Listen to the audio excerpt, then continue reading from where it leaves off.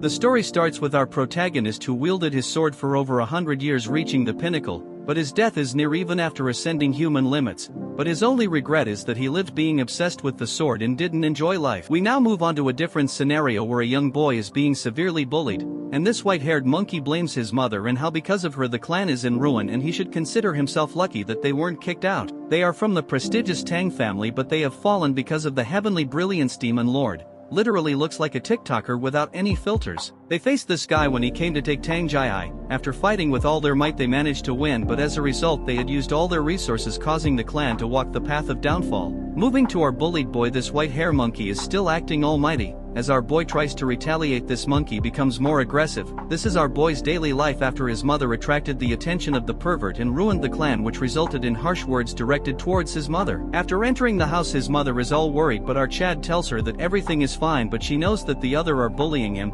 He tells her not to worry and rushes into his room. She asks him if he has eaten. He tells her he doesn't have an appetite. On the bed our Tang Yeon-myeong knows that it's not his mother's fault, but there's not really anyone he can complain to, and raising his voice will only cause retaliation like his father that got assassinated. If they leave the family there is no one who will protect them, and wishes if his father was still around. The next day this group of rubbish start beating Yeon-myeong. Just wait till he own them, I promise it's satisfying. As the intensity of the beating increases, the girl, let's call her Red Dog, takes out a set of needles and wants to test poisons on Yeon-myeong before the clan leader competition. Moving on to Ugly Gorilla, he sits on top of Yeon-myeong and holds him down as this ugly Red Dog starts her experiments and finds it fun that Yeon-myeong is suffering in his skin and reacting.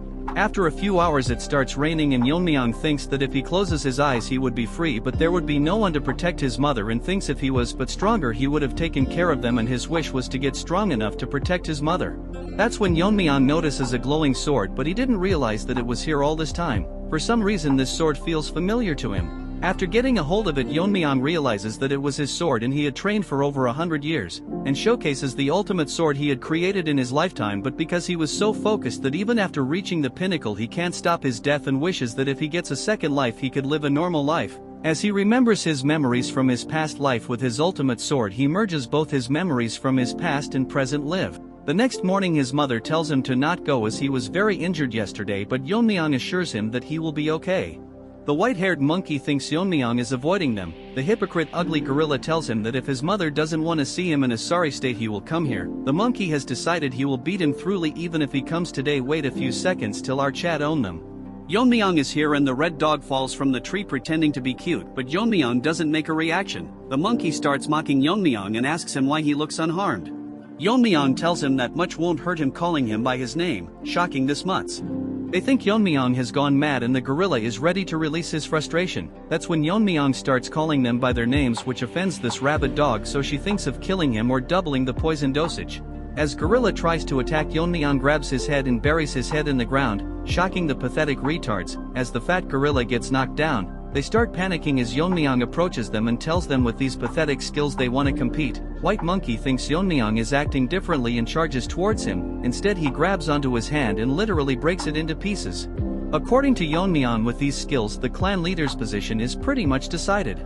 Inside the hidden poison hall, it's where the clan leader resided and major family decisions were made, but because the clan leader's position has been vacant for a long time it has become the council room for the elders. They are discussing about the participants of the clan leader's position and if the poison phoenix's son will participate, as he hasn't announced his participation yet. Moving on to Yeon-myeong, he is dragging the Red Dog by her hair and the elders thinks of excluding him as he is being bullied and hasn't shown any retaliation. As Yeon-myeong drags the dog, the third elder tells him that although he is the son of the previous patriarch they cannot let someone unskilled participate that can lower the competition's level. Even if he is the patriarch's son currently he is nothing but a burden to the family. That's when Yeon-myeong barges into the room and the third elder warns him if he understand what he is doing right now. While our Chad tells him that he is aware, silencing the courtroom. Then he shows the disfigured face of that Red Dog. What a Chad, he literally disfigured her face. Seeing this the elder is shocked and Yeon-myeong tells them that all this time he has suppressed himself but he has reached his limit so he won't endure it anymore. Two dogs are barking how he can harm someone that's going to participate in the clan leader's competition. Yeon-myeong tells them that he is aware of the clan's rules and fight between participants is allowed. The third elder asks him if he is saying that he will participate in the competition, so what if he does, old hag? Yeon-myeong asks if that enough and tells him that ugly gorilla is buried in the ground and he has followed the clan's rules and repaid kindness twofold and revenge tenfold. Since he has proven his qualifications, they can't stop him, but a few dogs can't stop about how he exploited the competition to exempt himself from serious crimes. But the third elder allows him to participate since he is so confident. He tells Yeon-myeong that he better win the competition or else he will bear the consequences. In the evening, his mother tells him why he is participating in the clan leaders competition. Yeon-myeong tells her that it's necessary, and seeing his firm face, his mother won't ask him how he learned those technique or how he overpowered those kids, but she wants to know if he is confident about being the clan leader, which he replies in a cute manner, making her cry as she is proud of him. Yeon-myeong wants to continue protecting his mother, and if anyone disrupts his peace he will eliminate them. A month has passed by and Yeon-myeong's uncle tells Jae-hae how it's dangerous and Yeon-myeong shouldn't participate in the competition, but his mother praises him about how incredible he is. Well, his uncle agrees to that part, but his attitude had changed a lot. It's all thanks to him and his family that has been protecting Yeon-myeong. Bro, come on, he was almost bullied to death. Since the situation escalated, he had to intervene, and Yeon-myeong is currently doing closed-door training. All this time he has been enjoying his mother's meals and trying to fix his twisted chi veins, since he had already reached the peak once he can learn techniques anytime he wants. At the age of 12 his meridians aren't fully blocked, so he can easily regain his powers, so all he has to do is to eat well and grow properly. On the day of the competition he bids his mother farewell and leaves with his uncle. As he leaves she feels proud and thinks if his father was alive he would feel the same. Yeon-myeong came a bit early and his uncle is away due to the competition proceedings. That when a horde of dogs come barking telling Yeon-myeong how trash like him is participating with them, but as they think about disciplining Yeon-myeong he gets knocked out and they bark that Yeon-myeong used a hidden weapon, but after taking a second look it's a half-eaten rice cake. The group get enraged and decides to beat him up, but Yeon-myeong approaches them, tells them if they want to experience the pain. White Monkey faced firsthand. Hearing this they get nervous and all charge towards Yeon-myeong. What a bunch of losers. That's when Yeon-myeong's uncle notices a guy flying through the door and realizes it's a participant. He rushes to the scene to find all of them beaten to a pulp by Yeon-myeong as he eats rice cakes sitting on top of them. The elders are all enraged and can't believe so many participants are injured before the competition, so the Grand Elder thinks of modifying the competition rules. According to some participants, first they undergo 2 to 3 years of training, then they proceed to one-on-one duels. That's when both the girls realize that they both know confidential information. Pink Hair tells her that her father works in the general office. Before Black Hair could talk, Yeon-myeong's uncle tells them that he will oversee the competition. The competition will last 4 years. In the first year they will learn a practice suitable for them, then for the next 2 years they will be under the guidance of assigned warriors. As for the main competition, it will be a goo poison match. Shocking everyone as it is a method where 2 poisons are stored in a jar and only the more potent one survives. Basically it means that the competition will continue until only one person remains. They were supposed to have duels, but because there was numerous dropouts as such more incidents could occur, so they changed the method and everyone stares at Yeon-myeong. Then this old hag explains that this is not a child's game but a very important competition, that they will have to risk their lives. Look at their determined faces as this hag tells them that the winner will possess the entire Tang family. According to this hag, only a select few will survive, among them one of them is Yeon-myeong. At night on the Black Death Alliance territory, a mysterious man is discussing about the Tang clan and how they have been plotting recently. According to their spies, it was declared a few days ago and the future of the Tang clan left in carriages. Currently the state of their clan is such that their alliance leader can get rid of them anytime he wishes, but for now he is leaving them since he has some use. So this guy is thinking if anything happens to the kids it would leave a irreversible damage to the Tang family. Although they are weak, but they are still a clan to be wary about. So for now they have tracked them down and can easily kill them, but what if they kill them 4 years later at the climax of the tournament, which would be fatal, so for now they have decided to lurk in the shadows. According to them, they have already planted a seed. As they walk to the competition venue, the supervisor tells them that they will be called by numbers instead of their names. Each group has 4 members and they are group 7. The pink hair girl is Yuri, the purple haired one is Mirio, and the boy is Aijin. The last one is number 28, which is our Yeon-myeong. He seems lost as he was thinking for a moment. He scolds Yeon-myeong for sitting idle, but according to our chat he feels a presence and they are most likely being tailed. After following him they reach a cliff with nowhere to go. From inside the cliff a man asks for password, and after giving it to him a light glows bright and a new retard has arrived. We will call him Skinny Barbie and he will be assisting them in the competition. Even they were once one of the top 5 clans, but that mega pervert invaded them and their clan fell. But because of the support of the Tang clan they managed to survive, so in return they prevent external forces from intruding in this competition. The members are shocked by how complex the formation is, while Mirio thinks something is seriously wrong with Yeon-myeong. as he not concentrating at all. Even back in the carriage the guard told them to introduce themselves to each other as they will be staying together for 3 years. They introduced themselves to Yeon-myeong and praises his courage as he disfigured the face of that red dog whose grandfather is an elder. Yeon-myeong in a rude manner tells that if it is his responsibility that the match turned into a goo poison match. Yuri tells him it's not entirely his fault and Mirio wants to argue, but they ignore her as Yeon-myeong is making a face that seems like he is actually enjoying all this, so if Yeon-myeong does something she will not let it slide. That's when the rest stop and find out that the skinny Barbie is missing and they can't find him. Mirio realizes that they are stuck into this formation and thinks if the skinny Barbie himself got lost. As she is thinking many things at the same time, we move on to that ugly duck. He is bragging about how without the caster there's no way to escape. He finds the Tang family elder pathetic that they would hold an entire group for a single kid, as they promise to double the support if he gets rid of Yeon-myeong. All this guy cares about is his family, and what the Tang clan does is none of his concern. That's when he notices a change in the formation and Yeon-myeong literally ripped it apart. Seeing this he gets scared and Yeon-myeong talks like a retard and tells him that he probably made a mistake so he should be careful. Skinny Barbie thinks to himself that there are no flaws, so how did they manage to escape? They ask Yeon-myeong how he did it, and basically our Chad Kutsid Mirio tells them to stop fighting and stay together with the instructor, but this little dog ran away. Yeon-myeong finds it funny and that malnourished dog is running as fast as he can because he feels that Yeon-myeong can see through this formation. As he leaves the formation he thinks it's more than enough and Yeon-myeong won't ever be able to reach this place. That's when the supervisor Wojin stares at him intensely and asks this trash why Group 7 is not with him. This skinny Barbie poops his pants as he is scared but tries to stay calm as he prepared for this kind of questioning. He tells him that Group 7 won't be participating as he waited for the participants but they never showed up. According to this joker they might have faced bandits or come across some wild animals. That's when the formation cracks and Wojin thinks it might be an intruder but it's actually Yeon-myeong. The trash can't believe that the Jeagle clan's supreme formation broke so easily and Yeon-myeong is happy to see him. Before they arrived Mirio can't believe that Yeon-myeong has such an astonishing skill. And if is it even possible to break the formation with a short sword? Yeon-myeong tells them that he didn't break the formation and it will close soon so they should hurry up and leave. Wojin asks them if they are the participants and they confirm it and figures out that this man is the supervisor and according to him Skinny Barbie told him that they were attacked. Yeon-myeong tells him that he might be mistaken and it's because of his help that they could find them easily.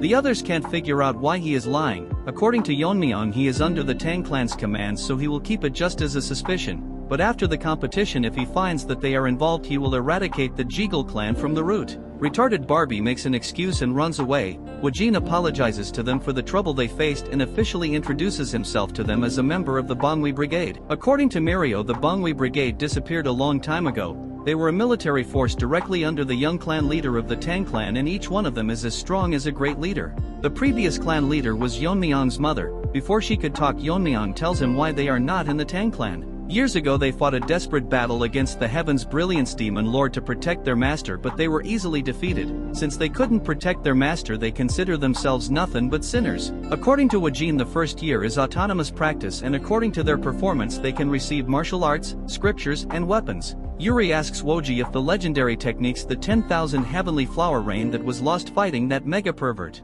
That technique is only granted to the one who becomes the young clan leader of the clan. Although it's an incomplete martial art its essence has been passed down by the elders. Hearing about the technique Yeon-myeong thinks that it's similar to sword control and he can probably mimic it to some extent. The winner will receive the essence from the elders one by one. Since he is done talking they can do whatever they want.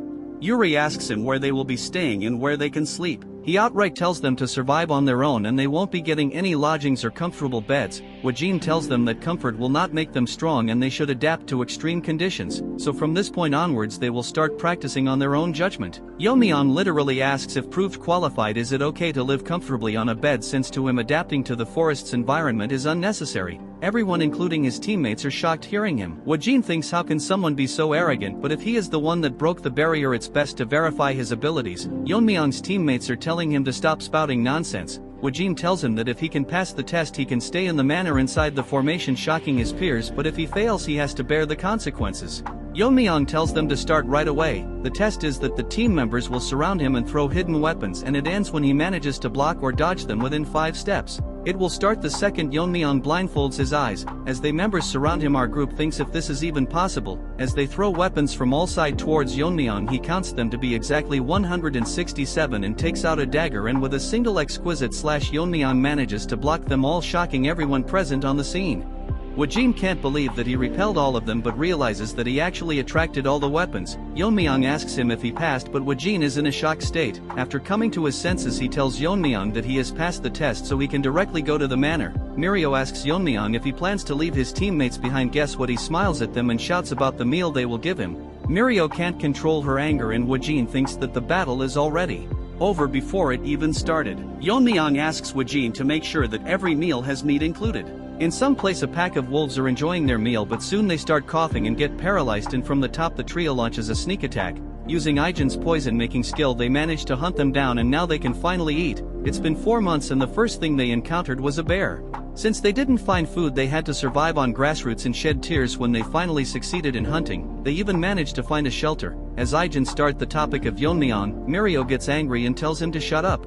She thinks that Yeon-myeong is loafing around, and once they go to the manor she will beat him to a pulp. As they were talking they realized that the meat is not in its place and Yuri gobbled up everything, so they beat her to a pulp. Inside the manor, our Yeon-myeong is surrounded by squad members and they start attacking him, but Yeon-myeong kicks them to create distance and instantly disappears. Actually he is on top of them and plans to use a new technique.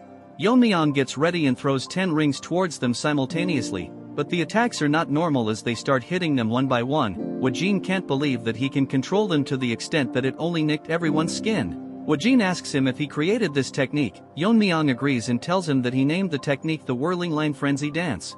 Wojin asks him that this technique will consume a lot of internal energy, so how can he manage it? Yeon-myeong tells him that he once asked manuals for eye techniques. Among the techniques there was Piercing Sky Eye and Current Flow's eyes, but since Current Flow Eye was incomplete it was not recommended. Yeon-myeong tells him that he has mastered Current Flow Eyes, which is one of the oldest and most powerful techniques of the clan. He completed the art using the essence, and the technique allows him to shoot at the desired point with minimal internal energy. Wojin isn't surprised anymore after all he has seen. He tells Yeon-myeong that in 2 months the rest of his team will be here and they will face the same test he has undergone. All 3 of them have proven themselves, but they would only return after they have polished their skills. Hearing this, Yeon-myeong is actually happy and excited to meet them, but according to Wojin they use his face as target practice. In Yeon-myeong's past life his only connection was his master the Sword Ghost, but in this life he has friends and family and he wishes to see them soon.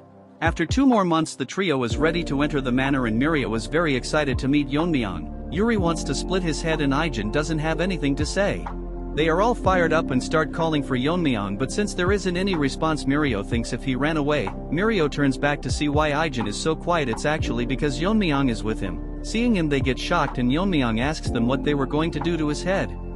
Yeon-myeong tells them they weren't serious about smashing head and they should instead show him how much they have improved. They tells Yeon-myeong that they are just joking. Mirio didn't even notice him before turning around even after their sense being sharpened after living in the forest. She can't figure out what he was doing all this time. Moreover, Yeon-myeong has grown taller and becomes exceptionally handsome. Mirio thinks that something is wrong with her head after seeing only animals. Yeon-myeong praises that even from his perspective they have grown incredibly stronger. It's just that they looks less impressive because he is here. Moving on to the Jaegal family, they are holding a meeting and they are here to report on their groups. One of them tells him that Red Dog has grown exceptionally strong compared to others, but it's because she is burning with immense hostility towards someone. One of them says that they cannot exclude number 10 who passed the warrior's test in just a month. Skinny Barbie thinks they are impressive, but compared to Yeon-myeong they all seem quite ordinary. Not only did he break the formation, but when he spied during his training he saw skills that even a master couldn't perform. However, recruiting him is very risky. So he decides to not bring Yeon-myeong's name up, so they have decided to recruit number 2. Since her face was disfigured it wouldn't be hard to win her heart. If she manages to win and become the young clan leader they can engage her with his nephew, which will officially make the Jaegal clan the external family of the Tang clan. This will give them the power to intervene in the Tang family, and slowly but steadily they will take control and merge the Tang clan with their main house. Since number 28 is dangerous if he survives this, Barbie thinks of adopting him and tempt him with the position of young clan leader of the Jaegal family. What a mutt. Living in the manor they have doubled their training, but nothing beats the comfort of having a bed. As for Ijin, he barged into the room swearing to kill Yeon-myeong. Ijin brags about the poison he had made, putting his whole soul into making it. Yeon-myeong picks it up and literally drinks the entire bowl. Ijin tells him to spit it out, but Yeon-myeong makes a huge burp as Ijin falls to the ground. Yeon-myeong seems to have gained a new power after consuming it and asks Ijin that the poison is weak and if he has anything better than this. Since he doesn't believe him, Yeon-myeong mocks his poison making skills and pisses him off, but whatever he makes, Yeon-myeong drinks it as if he is drinking booze. The poisons don't affect him anymore and Ijin thinks that he is immune to all poisons. According to Yeon-myeong, he is immune, but it's just the family's core technique, the poison refining madness. Yeon-myeong thinks it's funny if people that use poison die from it. The poison that entered his body had turned into internal energy, which depends on the type of poison he is consuming, but this stage is only attainable after profound realization. Weak poisons don't affect him anymore, so he needs to find stronger poisons.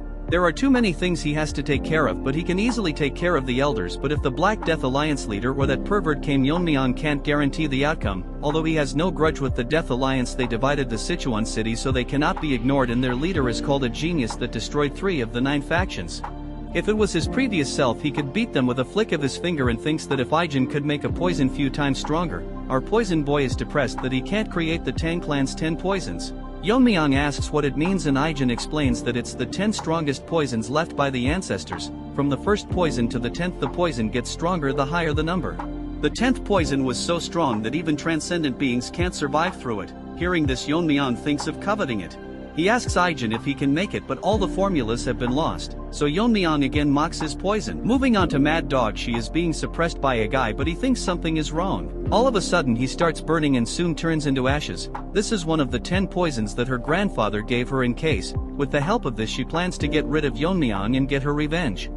Another 6 months have passed and now they have been training for 1 year. So now Ijin will select a temporary team leader, but by the 3rd year they will officially elect a leader. The leaders from each group will participate in the goo poison match. Since it's a life and death situation, it's best that the most outstanding member becomes the team leader. Yuri just got to know that not everyone has to participate in the goo poison match, so they decide to appoint Yeon-myeong not only as a team leader but a winning contender. Ijin appoints Yeon-myeong as the new temporary leader of the group. Since no one has any objection, he tells Yeon-myeong to come forward and collect the elixir called the Heavenly Heart Pill. This is a special pill that is made of rare herbs which can significantly increase internal energy depending on the user's level. The members are jealous why they are giving him such a precious item. This is because the clan has high expectations from the team leaders. Before Ijin could finish, Yeon-myeong tells him if there is anything else and if there is anything other than this elixir, since he doesn't need something like this, shocking them. Instead, our Chad wants poison, and the strongest among them something like the Tang family's 10 poisons. Yeon-myeong received a lot of weapons because he couldn't get the poison, so he requested for them instead.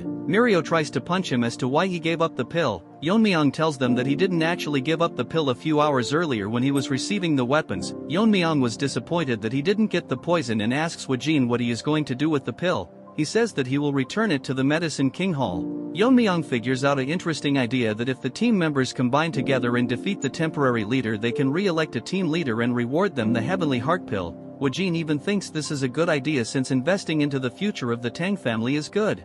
Hearing all this from Yeon-myeong, they rush outside to bring weapons, but actually Yeon-myeong won't comply, as once he becomes the young clan leader he will ensure that they all get a Heavenly Heart Pill. They tell Yeon-myeong to come out to fight them. A lot of time has passed and it's almost time for the tournament. Ijin has lost a total of 172 times. Moving on to the girls, they have already given up and all their time passes by seeing Yeon-myeong's handsome face. Our Chad tells Ijin to admit defeat as he will be the young clan leader, even before he has met the other teammates. Ijin tells everyone that Yeon-myeong is officially the team leader and tomorrow the goo poison match will begin. He further tells him that in other teams there were disqualifications and even deaths, but compared to them all members of Team 7 are safe. All the members have grown as strong as them, and finally tells Yeon-myeong that all this time the use of poison was forbidden, but in the goo poison match everything is permitted except the 10 poisons, and such that Yeon-myeong should give it his all. The next day Ijin hands him a case full of the deadliest poison, and even a single drop can kill a person, and warns him not to treat it as his lunchbox. Ijin tells Yeon-myeong to promise them that he will make it out alive. Yeon-myeong lets himself get hit by Ijin and assures that he will be the last person to land a hit on him. Moving on to Red Dog, she is ready for the battle. Previously the Jaegal family contacted her and offered to give her an advantageous position. She asks him in return what it is that they want. This rat tells her that their family has weakened a lot, so they would like to join forces with the Tang clan so they don't lose all their sovereignty. She tells him what he will do if she rejects him, so this sly rat tells her that he is here to build trust and asks her what it is that she wants. Her only dream is to kill Yeon-myeong and avenge herself. All the teams have appointed their leader, but we don't want to waste our time. Seeing the beautiful scenery, Yeon-myeong thinks this a perfect day for someone to die. Yeon-myeong finds the goo match venue vast, but the skinny Barbie is peeking on Yeon-myeong. Seeing him up close, he thinks they are wasting potential, but it's best to eliminate him. Yeon-myeong stares right in the sky as if he is seeing right through the formation as he instantly rips open the sky because he felt an unpleasant gaze. According to Wajin, no one is allowed to interfere in the Gu poison match, but the Jaegal family has been sticking their nose from the beginning, but Yeon-myeong will leave them be as he can question them after the match.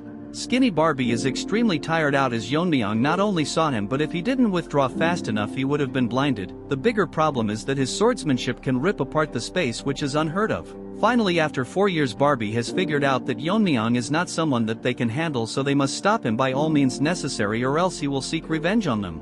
One of the team leader is severely injured. All she wanted to do was join the force and provide for her impoverished parents and plan to withdraw, but she came across a crazy dog that wants to kill, so there's no way she can give up. That's when the dog used his nose to track her down. Although she is fast, her internal energy is not that great. She tells him that they are all from the Tang family, so he doesn't need to go so far. This ugly dog tells her that he doesn't consider himself one of them and outright beheads her. Yeon-myeong runs towards his surroundings and finds an cave to ascend to the transcendent level as his body has grown. The two condition for reaching transcendent realm is to attain enlightenment, which he already did in his past life, so Yeon-myeong breaks all the barriers he placed on his meridians. As poison spreads around his body, his internal energy skyrockets as his bones break and he undergoes metamorphosis. Although it's painful, Yeon-myeong manages to break through. To test his new powers, he uses his fingers to cut down a mountain and his usage of internal energy has decreased significantly. Moving on to that crazy dog, he is bullying that fat gorilla. This guy bullied Yeon-myeong, but karma got to him. This guy is an orphan that was raised by the grand elder as his own grandson. This guy is monstrously strong that he couldn't even touch him. Even in this situation, he is thinking about Yeon-myeong and starts laughing. Seeing this, the dog gets curious and he tells him that there is someone who is more scarier than him. So to make himself scarier, this retard tell him that he is a spy from the Black Death Alliance. Since Fatso now knows about his identity, he has to kill him, but all of a sudden his body freezes and his body starts bleeding as Yeon-myeong comes from behind and greets this Jeonjil guy, but he can't remember his face. After this arrogant loser got smoked by Yeon-myeong, we now see his past. We don't want to know anyways, but someone told him that with his monstrous talent and pretending to be an orphan, he will easily be adopted, and during the family head selection, if he kills the successors and returns to the family, he will be recognized. How generic, but watch the video, it gets way better. Moving to the present, filterless TikToker feels like his organs are melting, but he can't figure out how Yeon-myeong did all this without noticing him. The fat gorilla Jeonjil can't believe that the person standing in front is Yeon-myeong. Our chat asks him what that half-dead dude is called. He is literally called Ganja. I have nothing more to say. Yeon-myeong had felt an anger before coming to this mountain and thinks it was this guy. Suddenly Yeon-myeong moves his hand, a needle comes out from his neck. The Jeonjil guy figures are that Yeon-myeong poisoned him but can't figure out what kind of poison uses such a small needle, but Yeon-myeong ignores him and asks him if he has seen the other participants. The fat brain tells Yeon-myeong that they should first detoxify this Ganja dude, and he thinks that if Yeon-myeong shows vulnerability while detoxifying he can kill him. Obviously that's in his dreams. Jeonjil tells Yeon-myeong that he has changed a lot but gets nervous as he feels that Yeon-myeong only has resentment towards him. Yeon-myeong tells him that if he had that he would be lying on the ground. All of a sudden this dumb bulldozer apologizes to Yeon-myeong for what happened earlier, but Yeon-myeong doesn't care about the past. This guy didn't think that this would solve things from the past. Yeon-myeong probably left him alive as he is too dumb. While they were talking, the Ganja dude all high tries to sneak an attack on Yeon-myeong and tells himself that since he is going to die he will take Yeon-myeong with him. Dude thinks he is the protagonist and slashes at Yeon-myeong. All that leads to him cutting through an afterimage. Yeon-myeong gets behind him and tells him that he doesn't play with people who are about to die. Like a Chad, he grabs his shoulder and tells him to not retaliate or he won't have a body to bury. As he gets poisoned to death, Jeonjil is shocked that as always Yeon-myeong overpowers his enemy even if he is one of the top contenders, but what's more confusing to him is that final technique was from the black and white sword school, but Yeon-myeong neutralized it easily. Yeon-myeong tells him that it's just him that's left, so how should they determine the victor? Jeonjil is smart enough to surrender and Yeon-myeong allows it, but he can't find a way to get out, so Yeon-myeong rips apart the formation. This is outright savage as he tells him to get out from here. Afterwards he instantly vanishes from the place. In some other place we see hundreds of men practicing swordsmanship and see a worm die in his hand which was transplanted into that Ganja dude, so basically he is dead. Although he was an illegitimate child he had with a servant, his talents were out of this world compared to his siblings, so if his wife found about it she would lose the position of heir, so he intended to kill him multiple times. That's why he left him in the Tang clan with a different identity, but as a father he couldn't do anything, so he will avenge his child and tells all his disciples to assemble and tells them that they are going to destroy the Tang clan soon, and from today onwards no one with the Tang clan name will return alive from Mount Gongsan. This is where the competition is happening. At night Yeon-myeong thinks to himself that after running day and light he didn't encounter a single human, so no matter how vast this world may be it's too hard to believe. As he gobbles up the meat, Yeon-myeong didn't expect that they would deliberately fake it so they couldn't approach, and if that's the case the remaining survivors are from the Jaegal family, and figures out the entire plan they were scheming is such he has to pay the price for his crime. Yeon-myeong stares at the sky to find it stunning and sleeps as he wonders about his mother. That's when that red dog found Yeon-myeong. What a timing, but this retard can't recognize Yeon-myeong, and she was supposed to meet the last survivor or Yeon-myeong. She can't figure out his identity, however is regrettable that she has to kill someone so handsome. As he spreads the poison distribution gas and uses the 10 poisons of Tang clan, Yeon-myeong suddenly grabs onto her neck and asks her if she is cooperating with the Jaegal family. Our Chad tells her that while everyone was competing she found a safe place and tried to sneak onto the last person alive. As the dog gets hungry for a bone she figures out that our Chad knew that she was coming. Yeon-myeong tells her that if she wants to breathe she better answer him, gender equality at its peak. Yeon-myeong thinks of killing Red Dog since she won't answer. As for her, she mistakenly dropped her sword, looks more like a dagger. Our Chad figures out that she is Red Dog, but she can't figure out how he knows her name. Yeon-myeong is so merciless that he tells her that her personality didn't change one, so he should probably destroy her entire face. Moving on to Skinny Barbie, he is scared that the mission failed and Yeon-myeong managed to defeat opponents with higher levels. This guy played too many games, he literally destroyed your formations. Number 10 managed to defeat all his opponents but got owned by Yeon-myeong, but this Barbie is in doubt if Red Dog can defeat our boy, and if Yeon-myeong wins it's over for them. That's when he notices a source of light in the formation. It's that crazy dog's father, let's call him Minion. According to his friends they had bought in a total of 300 people, although it's excessive, but this guy isn't so dumb as he thinks the survivors will be more cautious so they should be careful. His friend asks him how's the spy he planted doing, but he failed so he is very concerned about it. Our Skinny Barbie sneaked into their conversation, and according to him this guy is crazy strong. He figures out that if they didn't have a spy how would they know the location, so he should contact the family and security forces. All of a sudden an idea pops up that he can kill Yeon-myeong with their help. Moving on to our boy, Red Dog thinks that she will die so she can only survive if she uses the Red Dragon's poison. As she takes it out Yeon-myeong notices that the dagger is coated in some substance. As he gets distracted she tries to throw it onto Yeon-myeong, but our Chad grabs it and tells her to answer him what this is. After making a face like that he figures out that the dagger was coated in it, so he put Red Dog onto the ground and gets ready to feed it to her. Nano Machine, you have a new competitor. Yeon-myeong wants her to experience the poison. As he gets ready to force it into her mouth she tells him that it's a specially formulated drug and he thinks that this poison is special. Dude wants to drink it as if it's wine. If he consumes it everything will be easy for Yeon-myeong. She tells Yeon-myeong to spare her, but he gets all serious and asks her if she colluded with the Jaegal family, and if she hesitates to answer he will feed the poison to her. She tells him everything they planned including the marriage proposal. Hearing this Yeon-myeong figures out that they are trying to strengthen their family through this offer. As he thinks of what to do with the Jaegal family he drinks the poison. Shocking Red Dog, these faces are so funny. She can't believe he is consuming one of the 10 poisons of Tang family and starts laughing as Yeon-myeong's face starts burning and she literally goes crazy laughing like you guys who do the same hearing my lame jokes. She brags about how she is the only person who can neutralize this and whatnot. She can't understand why the grip strength hasn't decreased, but Yeon-myeong gets normal and finds it very spicy. What was this, a bottle of Naga sauce? She thinks that it's absolutely impossible for someone to survive after consuming it as it contains the blood of a legendary being and a single drop of his blood could kill thousands. Before she finishes her speech Yeon-myeong buries her head into the ground and kill her. Rest in peace Red Dog, you will be remembered. After consuming the poison Yeon-myeong feels that he has learned the martial art of the sun, and as he was about to leave he notices a sun when it's midnight now. Suddenly many changes occur and Yeon-myeong finds himself in some other place. It's probably the work of Skinny Barbie. Yeon-myeong uses his senses to find many presences, and according to him there are a bit over 300 people. Since the prey has walked in, Yeon-myeong thinks of freeing his hand, dips his needles into the poison Ijin made. Skinny Barbie informs Wajin that there are intruders as there was a spy among them who revealed their location. He then tells him that how there were over 300 troops led by the Dark Moon leader Mak Inhu, but we will still call him Minion. Wajin can't figure out why they are in Sichuan and how can they find this palace which is hidden by the 7 Lock Phantom formation. Our musclehead tells him that they should hurry up, but this skinny retard tells him that how they entered the inner world of where the poison match is happening, so they made it impossible to intervene, so they have no choice but to rely on the kids. Moving on to Yeon-myeong, he has slaughtered hundreds of them with his poison needles. Minion finds his child and gets devastated. His ally tells him that it looks like Crazy Dog was killed with a poison needle without any struggle, so he died one-sidedly. This hypocrite talks about honor when he wanted to kill a clan's foundation, so he loses his mind and tells his disciples to search for anyone from the Tang family. As all the groups gets dispatched, he swears to not leave anyone alive. Bro, this old loser is fighting some kids and acts high and mighty. The disciples talk to themselves about how the leader is acting weirdly, and the Tang family is not to be underestimated as they killed Ganja in a single strike. Unfortunately, as they were talking, one of them gets poisoned to death with the same poison needle. They get ready to battle, but soon notice that hundreds of poison needles are raining down from the sky as they all get poisoned to death. The poison Aegean made lethal enough for foot soldiers as he uses his inner energy to call back all the needles. Man, this was sick, not gonna lie. A scout tell Minion that all the groups dispatched got annihilated and all of them were poisoned without any struggle and killed the same way.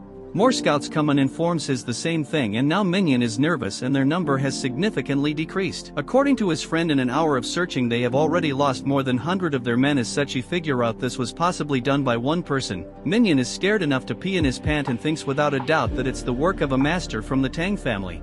Minion gathers up courage and leaves the command to his friend as he plans to face the enemy himself. His friend thinks in an hour or two the sun will set, and if they can't find the intruder before that, they can get annihilated, as they are the only ones suffering, so he tells everyone that they will leave in an hour. But bad luck, Yeon-myeong is sitting in a tree waiting for them. But this monkey can't believe that he didn't feel a presence until he talked. He tells everyone to dodge but looks behind to see everyone dead as Yeon-myeong asks him if he is the leader. Even on high alert, he didn't sense Yeon-myeong coming down from the tree, but he is too young to be a master.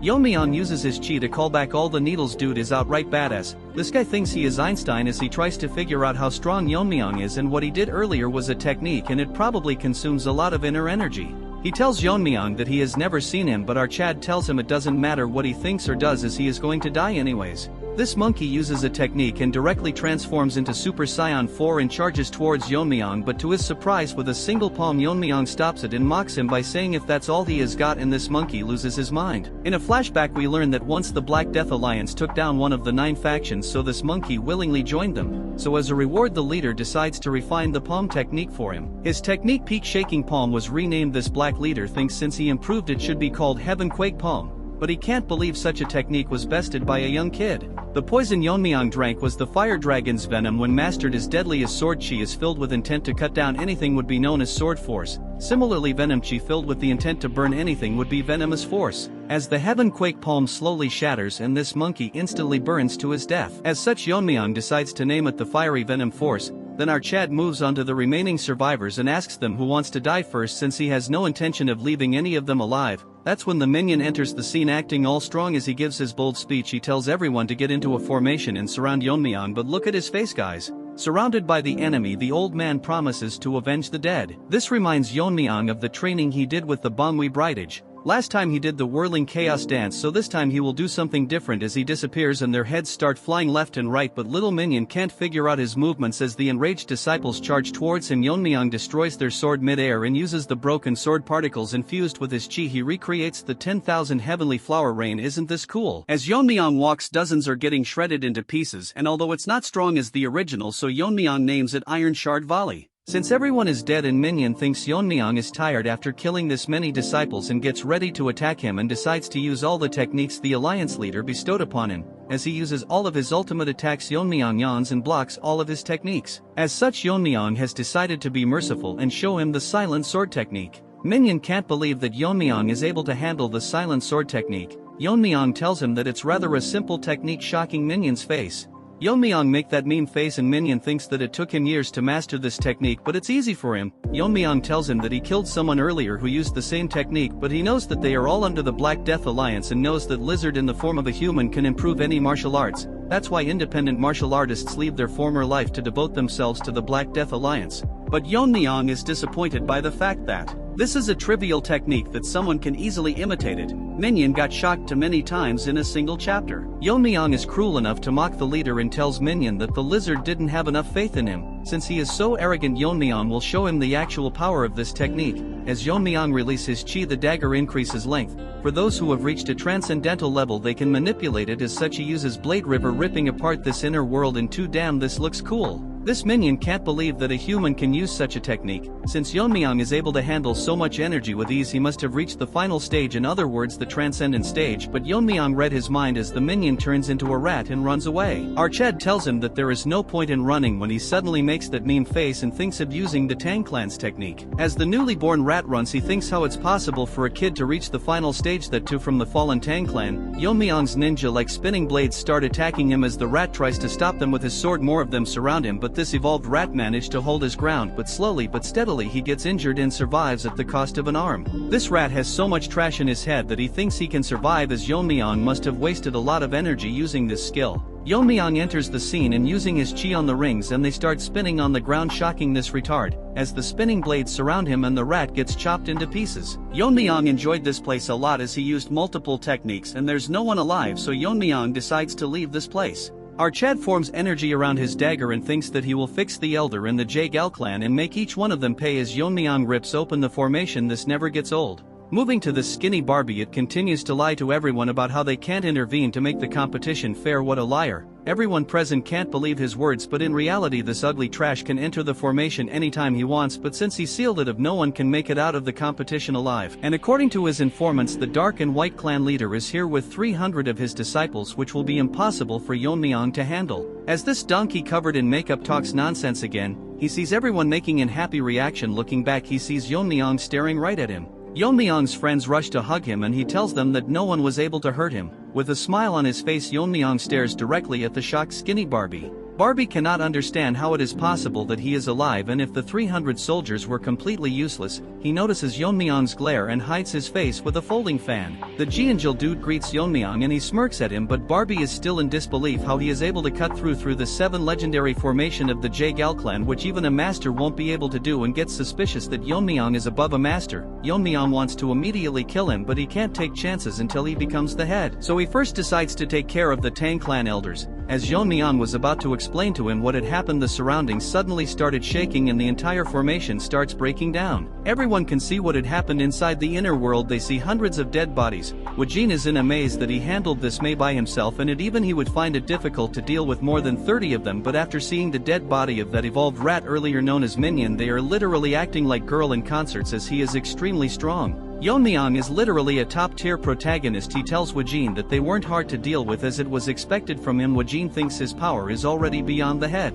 All the remaining contestants can't believe that he did all this by himself and is probably beyond the final stage and whatnot. Hearing this, Yuri and the rest are proud for some reason. Now we unfortunately have to give some screen time to White Monkey as he feels extremely angry knowing that he got crippled while Yeon-myeong got stronger and he was someone he could beat anytime he wanted. Wajin makes an announcement that the competition is concluded and names Yeon-myeong the winner, and if anyone has objections they can come forward, but sad that this cripple can't do much with a broken hand. As Yeon-myeong is now named the winner, they all assemble in front of him and Wajin thinks finally they have hope of reviving the Tang clan through Yeon-myeong. All 82 members aside from Wajin greets Arched as their new head. Mirio and Yuri thinks if they have to speak formally with Yeon-myeong, Wajin thinks to himself that if Yeon-myeong is trained right he can be the next big thing, which obviously our overpowered Chad can read, and tells them that it won't take that much time and soon become a reality. Hearing this they all get reassured and is ready to follow Yeon-myeong, and his first orders are for all of them to go to the main house. As for the money, he is pissed that Yeon-myeong got everything and he will get his revenge even if he has to sell his soul.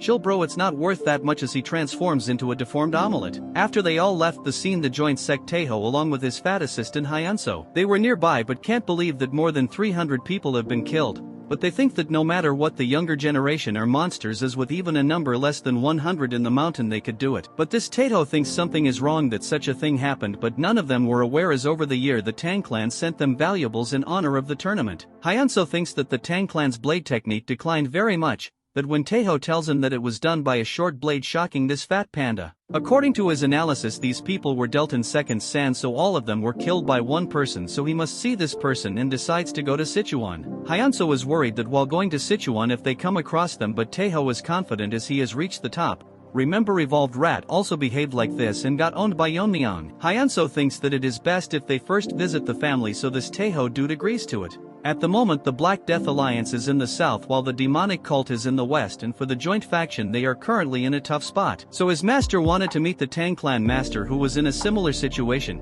As he leaves spilling rubbish. If I narrated more of this boring trash you guys would leave. Moving on to the main house, the ugly ginger was scribbling trash on paper when one of them informs him that the competition is over and all the participants are back. He thinks the competition ended faster than expected, but with Red Dog having the poison it wouldn't be too hard to win the competition, but the informants burst his bubble and tells him that among them he didn't see Red Dog. Moving on to the main gate, the guard are discussing about who will win the competition as they notice our Chad leading people and everyone is gathered to know who the winner is, but before that all the women present are going crazy seeing our Rizgod. They thought most of them would be dead, but a lot of them managed to survive. Seeing Jianjil happy if you think that he is new head. But sadly many of them didn't survive the competition. Seeing them, Yeon-myeong thinks that his mother would also be worried about him, but he is more worried about what he should do if she doesn't recognize him. Yuri takes this opportunity to show Yeon-myeong her father, who is relieved to see his daughter being alive. Yeon-myeong asks her if she is asking him to take care of, well, she doesn't deny, but he is very skilled, but he didn't get promoted because he didn't suck up to anyone.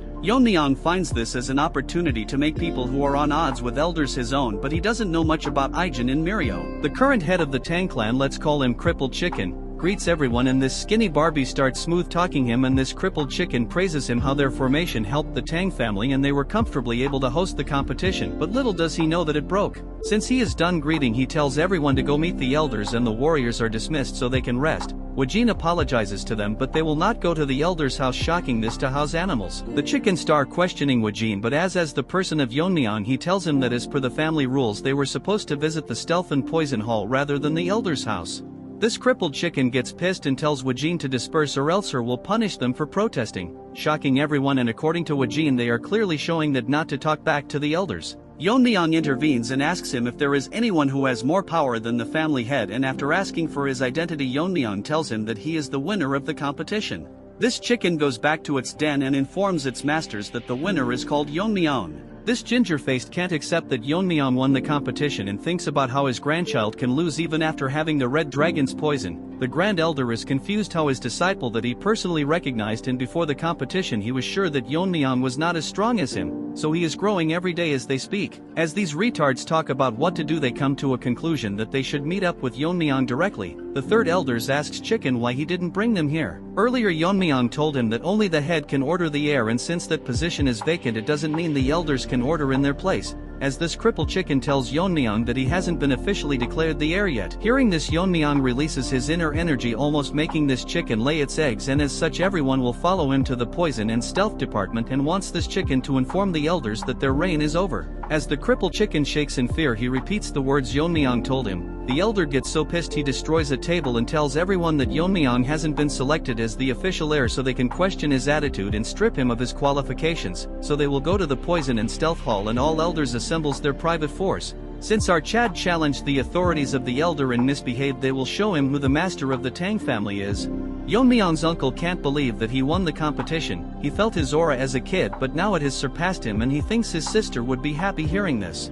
That's when an old monkey is shocked that Yeon-myeong won the competition. He is that white monkey's father, and 3 years ago he threatened Yeon-myeong that he would make him and his mother pay for what he did to his son's hand. Yeon-myeong loses his mind and tells him that he is here and is waiting for this old trash to demand compensation from him. Before he speaks, Yeon-myeong tells him to think carefully before speaking or he might cripple his son's other hand. Wajin is in awe after learning that Yeon-myeong is the son of the Poison Phoenix. Yeon-myeong tells him that what he wants to know our Chad will tell him once the time is right, because the Tang clan faced that TikToker, but he used so much filters that he managed to behead the Tang clan leader, making his soldier more courageous as they push forward disregarding their poison techniques. Wajin asked the help of the elder, but they rejected them as their fall would lead to the clan's downfall. If they helped even a bit the damage would be greatly reduced, but after winning the battle they blamed it all onto Yeon-myeong's mother.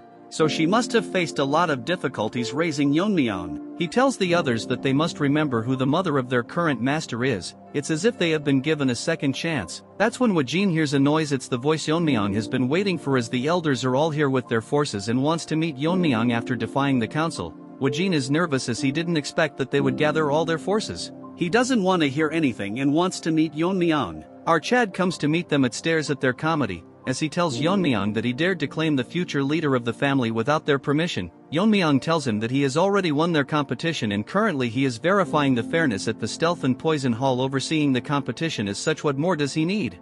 All the elder are protesting because of the way he is talking to them. The arrogant retard warns him that if he wants to lead he has to explain everything that happened at the competition. Yeon-myeong tells them that it's against the rules of the family to talk about the competition, and it seems to Yeon-myeong that the weight of the family rules is lighter than expected. This loser says that he heard from the Jaegel clan that people from the Dark Moon sect and the Sword sect with nearly 300 people attacked them since they interfered. The competition should not be considered fair. Yeon-myeong tells them that Ganja and Red Dog killed all participants and our Chad finished them off. As Yeon-myeong was finishing his sentence, the old ginger loses his mind and asks him to repeat it, so Yeon-myeong tells him to go visit the place himself. This old hag charges towards Yeon-myeong, but in front of this mosquito our Chad stops his attack with a single hand as he mocks him because he is pissed over the death of his grandchild. This old retard can't believe that Yeon-myeong managed to block his attack so easily until he has surpassed the internal strength he has cultivated for decades. The trash tries to attack again, but Yeon-myeong shows him the bottle of the red dragon's poison. The old trash asks him where he got it and Yeon-myeong drops it to the ground and it starts burning the ground, and Yeon-myeong tells everyone that it's the Tang clan's top 10 poison. Wajin wants to confirm it and Yeon-myeong tells them that it's the red dragon's poison and the person who handled the storage was this third elder. Yeon-myeong tells everyone that is the Tang family's top 10 poison is so trivial that people can use it for their personal greed. Wajin tells him that the top 10 poisons are the most deadliest of all, and since their recipes are lost they are limited, and in the clan they are worth more than any gold or treasure. Since he used it for personal use he will be charged according to the family rules. As Yeon-myeong smirks at this ginger that even if he holds the title of elder he isn't immune from the clan's law. Look at his face, looks like a zombie from Walking Dead. As such Yeon-myeong will give him an honorable death as he burns him into ashes in front of everyone present in the family, and none of them have the right to judge the seat of the family head, so Yeon-myeong will decide what is right and what is wrong. The Grand Elder, let's call him Smelly Mongoose, blames his men that they can't subdue a single person. Yeon-myeong tells him that the disciple of Grand Elder has endangered the family. But he doesn't do anything, so Yeon-myeong tells him that he is a spy from the Dark Moon sect. The Smelly Mongoose tries to make excuses and wants Yeon-myeong to provide evidence. Jeonjil, the son of the director, steps forwards and tells everyone that he is the sole witness to this, and Crazed Dog used his sword techniques on him before Yeon-myeong killed him. He further tells them how he used sword technique mixed with his poison and stealth techniques. One of the elders tells him that he saw that guy using his sword technique and all his peers were badly injured, but the wounds were similar to the ones Jeonjil has on his body. Our more matured musclehead even tells them how this dog confessed to him that he is a spy. Yeon-myeong wanted to use him as a spy, but he never expected him to come forward, since he owes Yeon-myeong his life. Hearing his confession, the Grand Elder is now in a tough position and doesn't know what to do and tells the elders to block Yeon-myeong, but they don't respond, and Yeon-myeong tells him that is his status light that he can ignore the clan head's orders since he wasn't proven to be involved directly with Crazy Dog. Yeon-myeong instantly cuts his hand off, as even he cannot escape the accusation of harboring a spy. Yeon-myeong decides to spare his life as there wasn't enough evidence of his collusion. Yeon-myeong's swordsmanship was so fast that he couldn't see it, but this mongoose hit a poison, which is very strong, although it's not as strong as the top 10 poison. It's colorless and odorless. Yeon-myeong drinks poison as if it's a protein shake. Nevertheless, as the poison spreads in the air, this smelly trash thinks he has succeeded in his plan.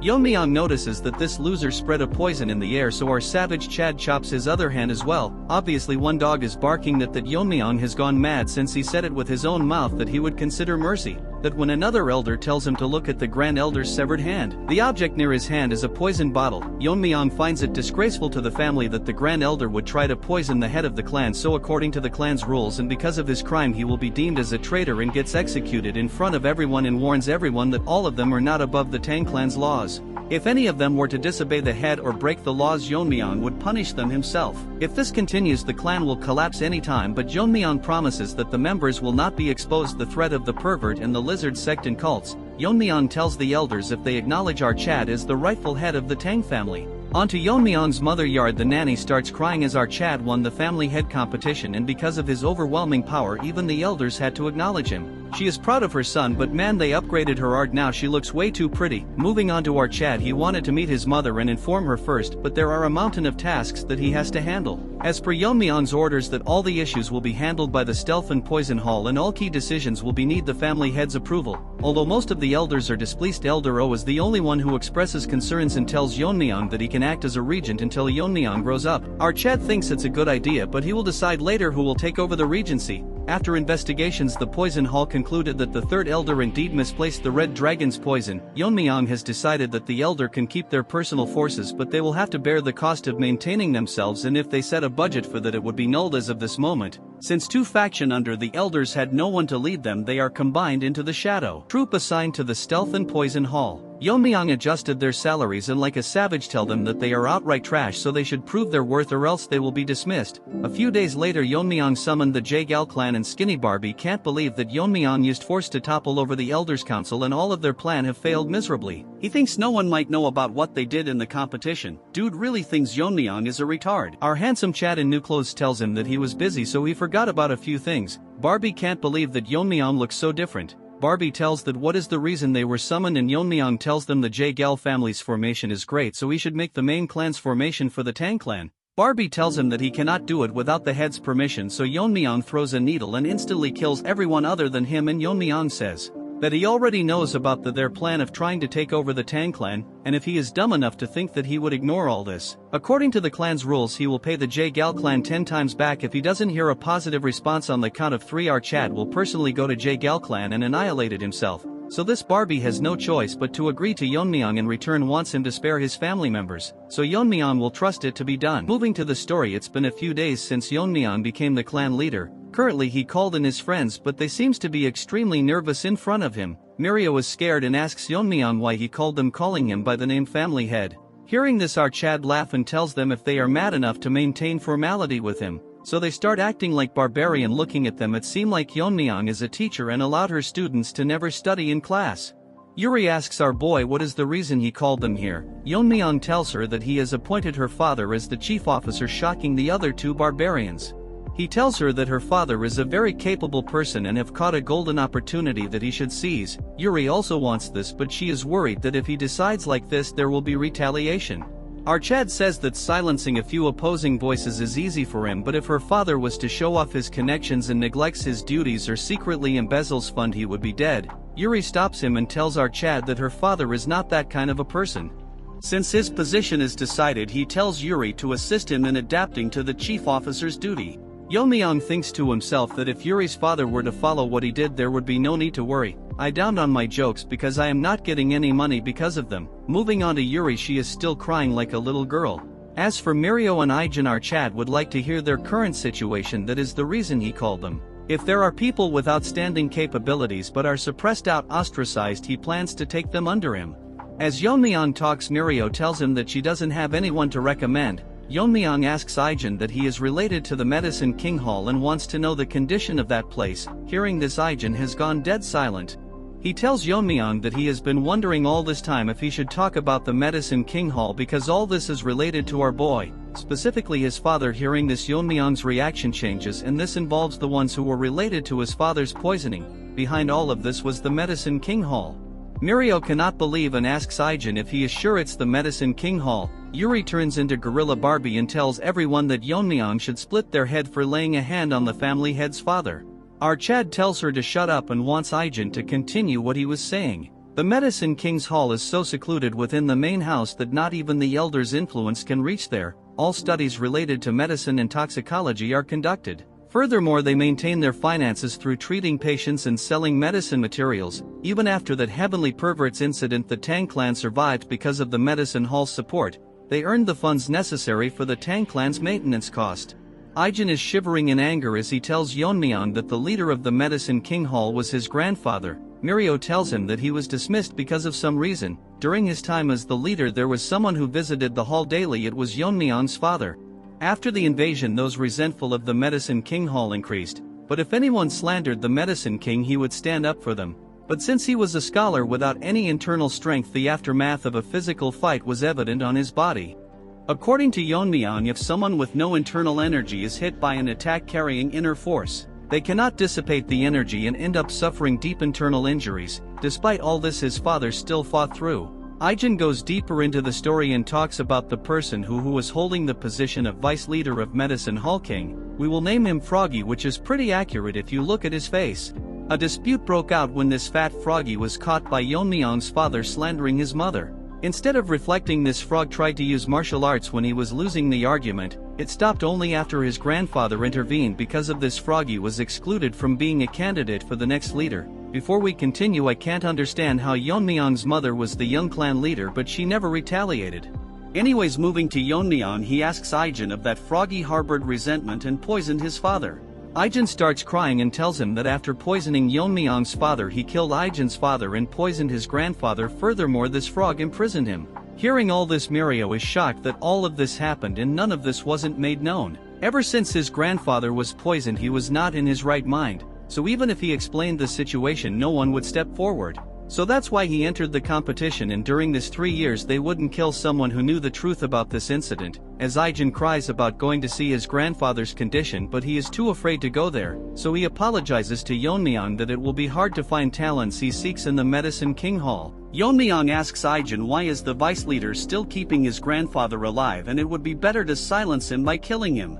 As Aijin cries, he tells Yeon-myeong that according to him there is a secret division in the medicine hall that even the elders aren't aware of. Inside there is an inner pill made from a mythical creature that lives in lava. Looks like a Pokemon to me, and I can't help but appreciate this unique art. It is called the 10,000-year fire carp. Hearing this, Yuri is shocked and Mirio can't believe that it exists. Yeon-myeong is confused as usually an inner pill is just an item that enhances internal strength. Aijin says that 100 years ago there is a tale that the lesser lord of the fiery sun palace took the inner pill of a 10,000 fire carp and ascended to the realm of fire realm. He says that the inner pill of it contains extremely strong poison, and if it is taken without neutralizing the poison, if consumed 9 out of the 10 times, it leads to death. If the poison is removed forcefully, the effects would be lessened. Hearing all this, Yeon-myeong says if there is anyone who won neutralized by anyone except his grandfather, the former leader. Aijin tells his that Froggy's goal is to consume the inner pill and reach the fire realm. Afterwards, he plans to lead his followers out of the Tang clan and become the head of his own sect. Everyone present in the room is shocked hearing that a 2-feet frog is planning all this. Yeon-myeong thinks this guy is stupid to think that consuming inner pill and reaching the fire realm, but this realm is one where he would not receive true enlightenment, which is precisely the fire realm, in other words a realm below the transcendent realm. The 3 years Chad spent with him, he never showed his worries after all that happened and instead smiled in front of everyone. Yeon-myeong thanks Aijin for telling him everything he has gone through and asks him that if he were to purge the current member and cure his grandfather, would the Medicine King Hall be able to function properly?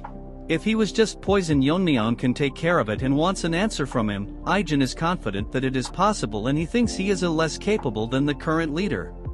Yeon-myeong is happy to hear his answer and tells Mirio that he will hear her story after dealing with the Medicine King Hall, which she agrees wholeheartedly. Yeon-myeong tells Aijin to get ready to visit the Medicine King Hall, but he tells our boy that he hasn't visited his mother since coming to the main house. Yeon-myeong says that she would understand that he cannot leave his duties as the family head. She wouldn't want him to stand idly after hearing what his friend has endured, and today is the day our Chad will erase the Medicine Clan Hall from the Tang clan. Moving on to the Medicine King Hall, the fat frog is tensed that the son of Tang Longriang became the family head, which is an annoying development, but he thinks what he did was before he was born, so he wouldn't be aware of what he did to his father. But what's troubling is that Aijin hasn't returned to the Medicine King Hall yet, and she isn't the type to abandon her grandfather. Wait, what? I thought she was a boy. This deformed trash smiles and thinks that she valued her life over that of her grandfather and is confident that he can kill her anytime. The biggest problem currently is the inner pill, and to fully absorb the inner pill's energy and reach the fire realm, the old man won't open his mouth even if he regains his sanity, which is a hindrance to his plan. This frog thinks of removing the poison himself, but if he messes it up he could lose the entire inner pill. As he thinks of a better solution, an attendant knocks on this frog's door and tells him that the family head is here, shocking him, and he leaks his pants. Outside the hall, the Bangui brigade is dragging and beating the people of the medicine hall, serves them right.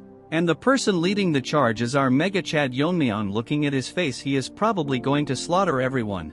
The tadpoles are shouting and tells them if they have forgotten where they are. Aijin tells Yeon-myeong that she searched everywhere but couldn't find her grandfather.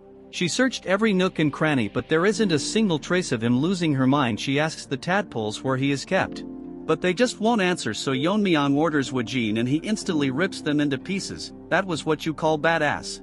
Everyone captured is shocked and Yeon-myeong tells them they can keep quiet as he only needs one mouth to talk anyways. After the contest began, Froggy instructed them to imprison the former leader to a place in Nook. Hearing this, Aijin and Wajin are outright shocked. This is a place made to isolate those suspected of being infectious. Due to its cold and damp environment, it was closed because it worsened their condition. Yeon-myeong is going to that place with Ijin and orders Wajin to clean up here and wait at the entrance. As they go inside, Wajin starts slaughtering everyone present and these tadpoles beg for mercy. As they go down a narrow cave, Yeon-myeong thinks Nook is a fitting name for this place. After reaching the entrance, she starts crying, wondering if they are too late. Yeon-myeong reassures that he is still alive as he has found him using his otherworldly senses. After finding the prison, Yeon-myeong tells Ijin to step aside and chops down the prison gate. His condition has worsened and they probably used the mountain subduing poison. Yeon-myeong tells her to calm down and they came here to save her grandfather. Ijin tells our boy that aside from that they used the Thunderbolt idiocy poison, it directly affects the brain and is meant to make one an idiot rather than killing them. This poison is not strong, but it penetrates the brain, making antibodies ineffective. Without early intervention there's no way, but to our Chad this is an easy thing to do.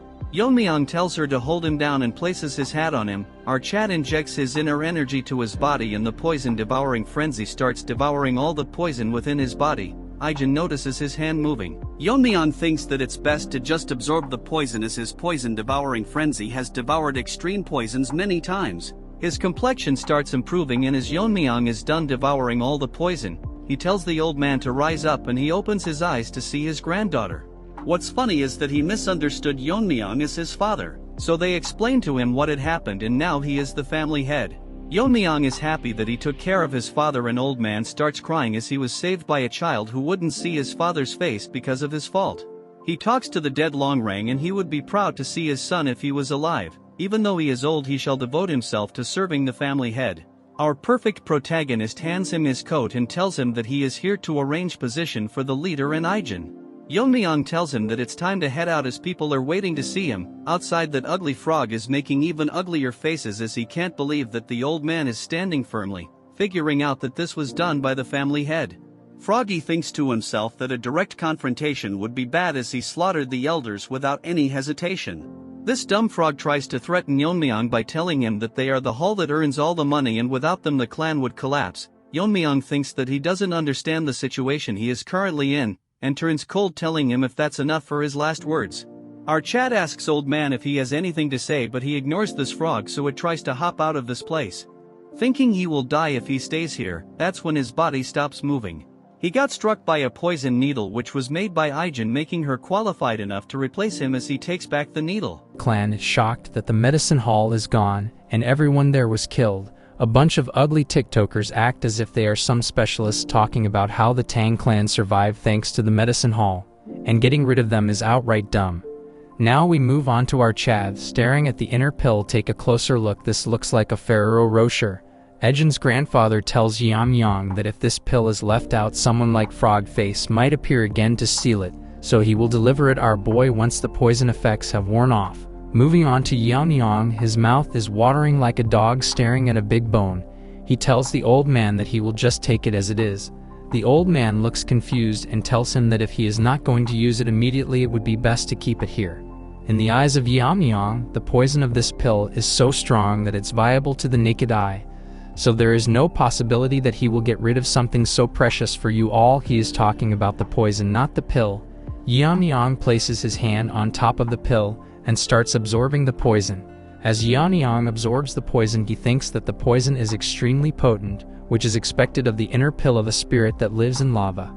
Compared to the demonic fire dragon poison, this is nothing, so if an ordinary man were to took it in an unrefined state, the power of the poison might have burned them from the inside.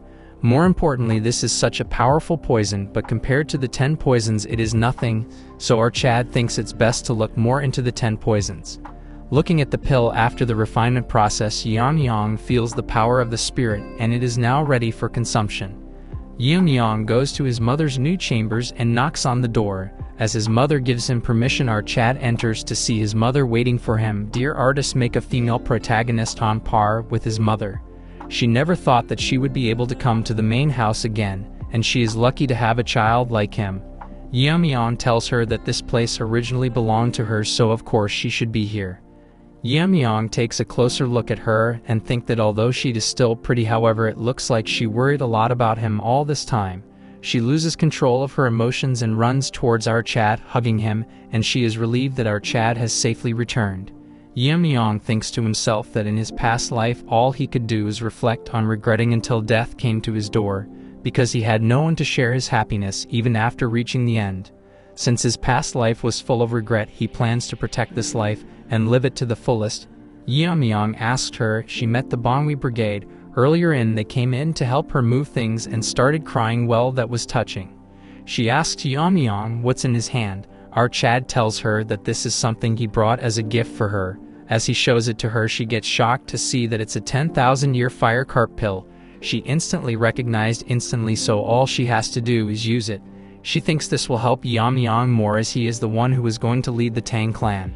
Our Chad laughs at her and tells her that he no use for the inner pill.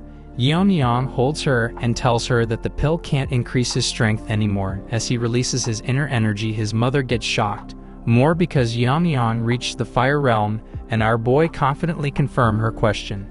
She is happy that her son reached the fire realm, which she should be praising, but if someone realizes it and attack the Tang family.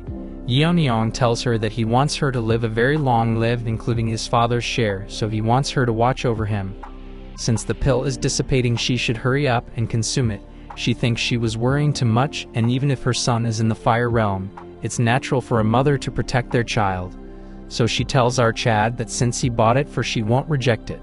She asks Yeon-myeong if he knows what she was called when she was younger. Obviously she was named Sichuan's top beauty and the poison phoenix. She released her inner energy, and for the first time in this series our Chad is shocked. The title Poison Phoenix was given to the most famous member of the Tang family. Even she thinks that it's been a while she has seen him so shocked. Although she might not be as skilled as Yeon-myeong, she thinks she is also pretty impressive. Artists, you better make the female protagonists better or give the present ones a glow up. After consuming the pill and increasing her inner energy, she directly went straight into cultivating. Yeon-myeong was actually shocked for a moment, because although he thought she was hiding her powers, but not the extent that she would be one step closer to the fire realm, all while practicing on her own. As for her, she is consuming the pill's energy. A fire realm master is able to detect the smallest of movements, so there's no point hiding their power in front of them, but she manages to hide it from our boy, which shocked him even more. She has already reached the state before enlightenment. As such, she is absorbing the spirituality of the inner pill. So according to Yeon-myeong, she might also be able to overcome the limit. As such, she is likely to face a problem. Although the method of absorbing the inner pill is simple, all the person has to do is take the spirituality of the inner pill and absorb it into the body. Then all they have to do is internalize spiritually and repeat this process until all of it is absorbed. Yeon-myeong's mother thinks if it will be even possible to absorb such an absurd amount of energy. Even now the spirituality of the pill is slowly disappearing, so she is now worried what to do now, because at this rate the pill will disappear before she absorbs even half of it. A hand enters her spiritual space at Yeon-myeong's hand as he tells her that enlightenment doesn't come from overthinking, so she must observe her surrounding and analyze and mainly imitate it. That could lead her to gaining enlightenment. Only this time our Chad will give her a little push as Yeon-myeong energy starts touching the inner pill and slowly start fusing with it.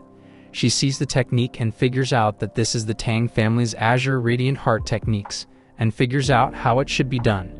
She didn't have to internalize the energy little by little, instead she has to change it into something she is familiar with and absorb it, and soon enough she gains enlightenment and absorbs all of the energy inside the inner pill. As such, Yeon-myeong confirms everyone that as she has successfully absorbed it, she has reached the fire realm. The frog falls to its demise. Seeing him dead, the irrelevant trashes run away and the Manhwa brigade starts slaughtering them as Yeon-myeong ordered them to destroy them all. Everyone in the clan gathering at the Stealth and Poison Hall. Remember White Monkey, his father the Poison King, is crying about why they are holding a meeting early in the morning when they are all so busy. One of the elder asks Yeon-myeong's uncle when he is coming, and even if he is the clan head it's disrespectful to make them wait. We will name him Bearded Barbie. Hearing all this, he controls his anger and tells them to wait for his arrival. All of a sudden one of them announced that the clan head is coming. We now move on to our Chad and he thanks them for gathering early in the morning. And today he is going to discuss something very important with them. Bearded Monkey is confused what is so important to call them all here. Yeon-myeong tells them he is going to hire a proxy head until he is of age. Hearing this, bearded Barbie asks him who he is planning to appoint among the heads. Dude is living in his own dream, but as the Chad he is, Yeon-myeong tells him why does he think he will pick one of the elders. Shocking him, I cannot believe that this bearded Barbie thought they would be temporary head after all they did to them. All of a sudden someone enters the meeting room. Yeon-myeong uncle looks at the entrance and gets shocked. As for the elders, they are pissing their pants because they can't believe she is here after decades. Yeon-myeong thinks she is the one who was most deserving of the position. After she was held responsible for the invasion, the Council of Elders dragged her down from the position of the head. She tells everyone that she has seen a lot of familiar faces and she will stop holding herself back. I am wondering how good they have to draw the female protagonist to match her beauty. She apologizes to everyone for being late. The night before the proxy appointment, during the bath, she feels glad that she has ascended to the fire realm. But the biggest problem is that she is unable to get used to the gunk that's leaving her body. Because of this, she even showed her disgraceful side to a servant. Anyways, the biggest issue is that she is still not used to her newfound strength. After ascending to the fire realm, she finally understood Yeon-myeong better. And that he has reached the highest state in the fire realm. Currently, according to her knowledge, only the leader of the Black Death Alliance has ascended to the fire realm. To reach a realm similar to him, what must have her son gone through during the competition? She thinks that after the bath she will be able to talk a lot of things with her son for the first time in a while. Moving on to Yeon-myeong, he congratulates his mother for reaching the fire realm. She gives all the credit to our boy and tells him to have a seat. They have a wholesome conversation until she asks Yeon-myeong how he reached the fire realm, and still she cannot believe that he reached this state at this age. Yeon-myeong is not sure how to answer her, since it will be hard for her to believe that he reached enlightenment due to the memories of his past life. Yeon-myeong thinks of using the competition as an excuse, telling her if she know about how one of the 10 poisons got smuggled out. She tells him she heard about it and the winner of the commutation was awarded the fire dragon poison. Guess what he tells her that, and she goes blank. While he wasn't lying. Moving on to our boy, he tells her that even after talking it he is fine. He was addicted to poisons during a battle, so he reached enlightenment from absorbing the poison, which helped him reach the fire realm. Hearing all of this, his mother cannot believe all of this, but after thinking she gets convinced, and Yeon-myeong is relieved that she accepted it so quickly. She changes the topic and asks Yeon-myeong that when she was bathing, the servant who was helping her told her that Yeon-myeong was getting rid of the Medicine King Hall. Yeon-myeong thinks it's best to be honest with her since it's also related to his father. Yeon-myeong explains to her what they did, and after a long conversation our Chad tells her everything. She had her suspicious and feels bad for Ijin as she had suffered so much. She requests Yeon-myeong and explains to him that she lived into the family as if she is dead because she was scared of losing her only child after losing her husband. However, she has had enough, and if he allows it she will protect him from now onwards, even if she is not as strong as him. Moving to the present, everyone is shocked to see her and cannot believe that she still looks the same. A few thinks that she probably ascended. Seeing her, Yeon-myeong uncle is very happy as he shouts and tells everyone to congratulate his mother, as she will be the new head of the Tang family. Bearded Barbie turns into a turd and cannot believe that she is being promoted to the head and not a proxy. She thanks everyone and tells them although she is the head, it's only temporary until the true head, her son, comes of age. Hearing her, Yeon-myeong uncle starts crying while the rest are releasing hot cake in their pant, especially that bearded Barbie. Since she is entrusted the position of the head, she plans on fixing the base of the Tang family that was ruined. Since then her actions were unconventional. The first thing she did is remove the name of the Medicine King Hall, which was collapsing, and renamed it. Tang Hoil. Ijin's grandfather was appointed as the head surgeon while Ijin was appointed as the second in command. Moving on to Yuri's father, he was appointed as the general manager and was ordered to start a full-on investigation. He immediately found the elders' embezzlement books and recovered so much money that it was enough to sustain the clan's maintenance for the time being. Moving on to white-haired Monkey's father, he was removed from his position, along with most of the elders who embezzled the clan's money. Even for the people who were not elders but was related to embezzlement was removed from their posts. All of this changes happened in a matter of days, and thinks his mother is really an amazing person. While saying all this, our Chad is enjoying the beauty of the Tang family. Because of the involvement of his mother, the clan's internal problems were all solved. At first he wanted to live an ordinary life with his mother, but began to get surrounded by many things. There are now people who he calls friends, guards who follow and trusts him, and the hundreds of members of the Tang family. He has now so many people he has to protect. Our Chad looks so good, we demand a beautiful female protagonist.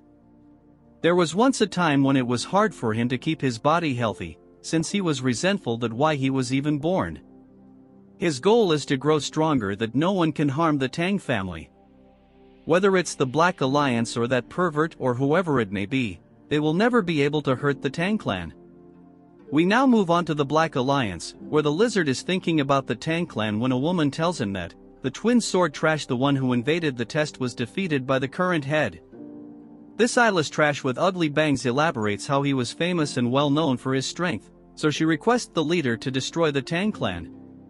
The lizard tells her why should he do that, and the ugly bangs just won't shut up, telling him at the same as challenging him. Lizard gets pissed because of this. Chatterbox tells this ugly Barbie that he disobeyed his orders and attacked the Tang clan. Even if he managed to come back alive after doing something, he would still be punished. It's interesting to the lizard that the head managed to kill that irrelevant trash, because he was someone that wouldn't lose so easily. So he summons his guards and tells them to invite the Tang clan head in the upcoming Sichuan meeting. Story: Yeon-myeong is shocked that Mirio's sister is dying, but she shouldn't have come here and instead gone to a doctor first. Mirio is crying, telling our Chad that she has already consulted several doctors, and it isn't something that medicine or medical techniques can fix. Yeon-myeong is literally dumbfounded, like you guys when you study. Anyways, he asks her then if she is suffering from internal injuries. Mirio starts crying and tells Yeon-myeong that her sister is suffering from the 19 severed meridians, which is a terminal condition. According to Yeon-myeong, there was a place alongside the Blazing Sun Palace. It was a peculiar sect that used terminal conditions. It was called the Northern Sea Ice Palace. As the name suggests, the martial artists of that place practiced ice arts, which were considered both a skill and a blessing for those born with extreme energy. However, those who didn't practice the ice arts suffered from terminal conditions, so Yeon-myeong figures out that they are the descendants from that sect. According to Mirio, they are descendants of their descendants. Long ago their descendants settled in Sichuan, and married into the Tang family, which was the most powerful family at that time.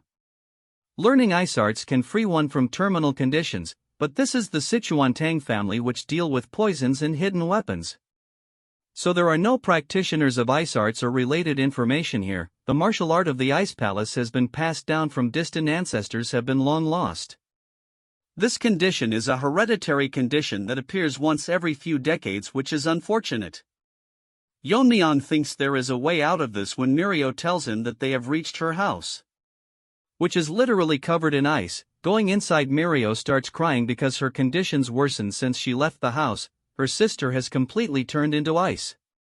Moving on to Yeon-myeong, he thinks that the room is cold enough to freeze, which is more severe than he expected. Yeon-myeong tells Mirio to pay attention, and tells her that he cannot guarantee her sister's life. Hearing this, she gets so shocked that she is in disdain. Basically, she has been resisting the cold energy with her innate energy, but now she has reached her limit. She is currently in a state where she's blocking all consciousness and focusing all her energy on her veins.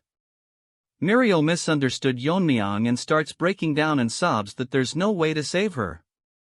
Her reaction changes when Yeon-myeong tells her that there is a way to artificially release the cold from her body. However, if she cannot withstand the process, or if he gets overwhelmed by the cold, Yeon-myeong thinks to himself that he is ready to help, but he cannot risk the life of a friend's family member's life.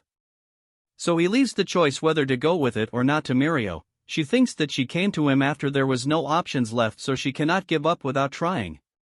And it's even dangerous for out Chad too, so she tells Yeon-myeong to save her sister, and Yeon-myeong is ready for the procedure.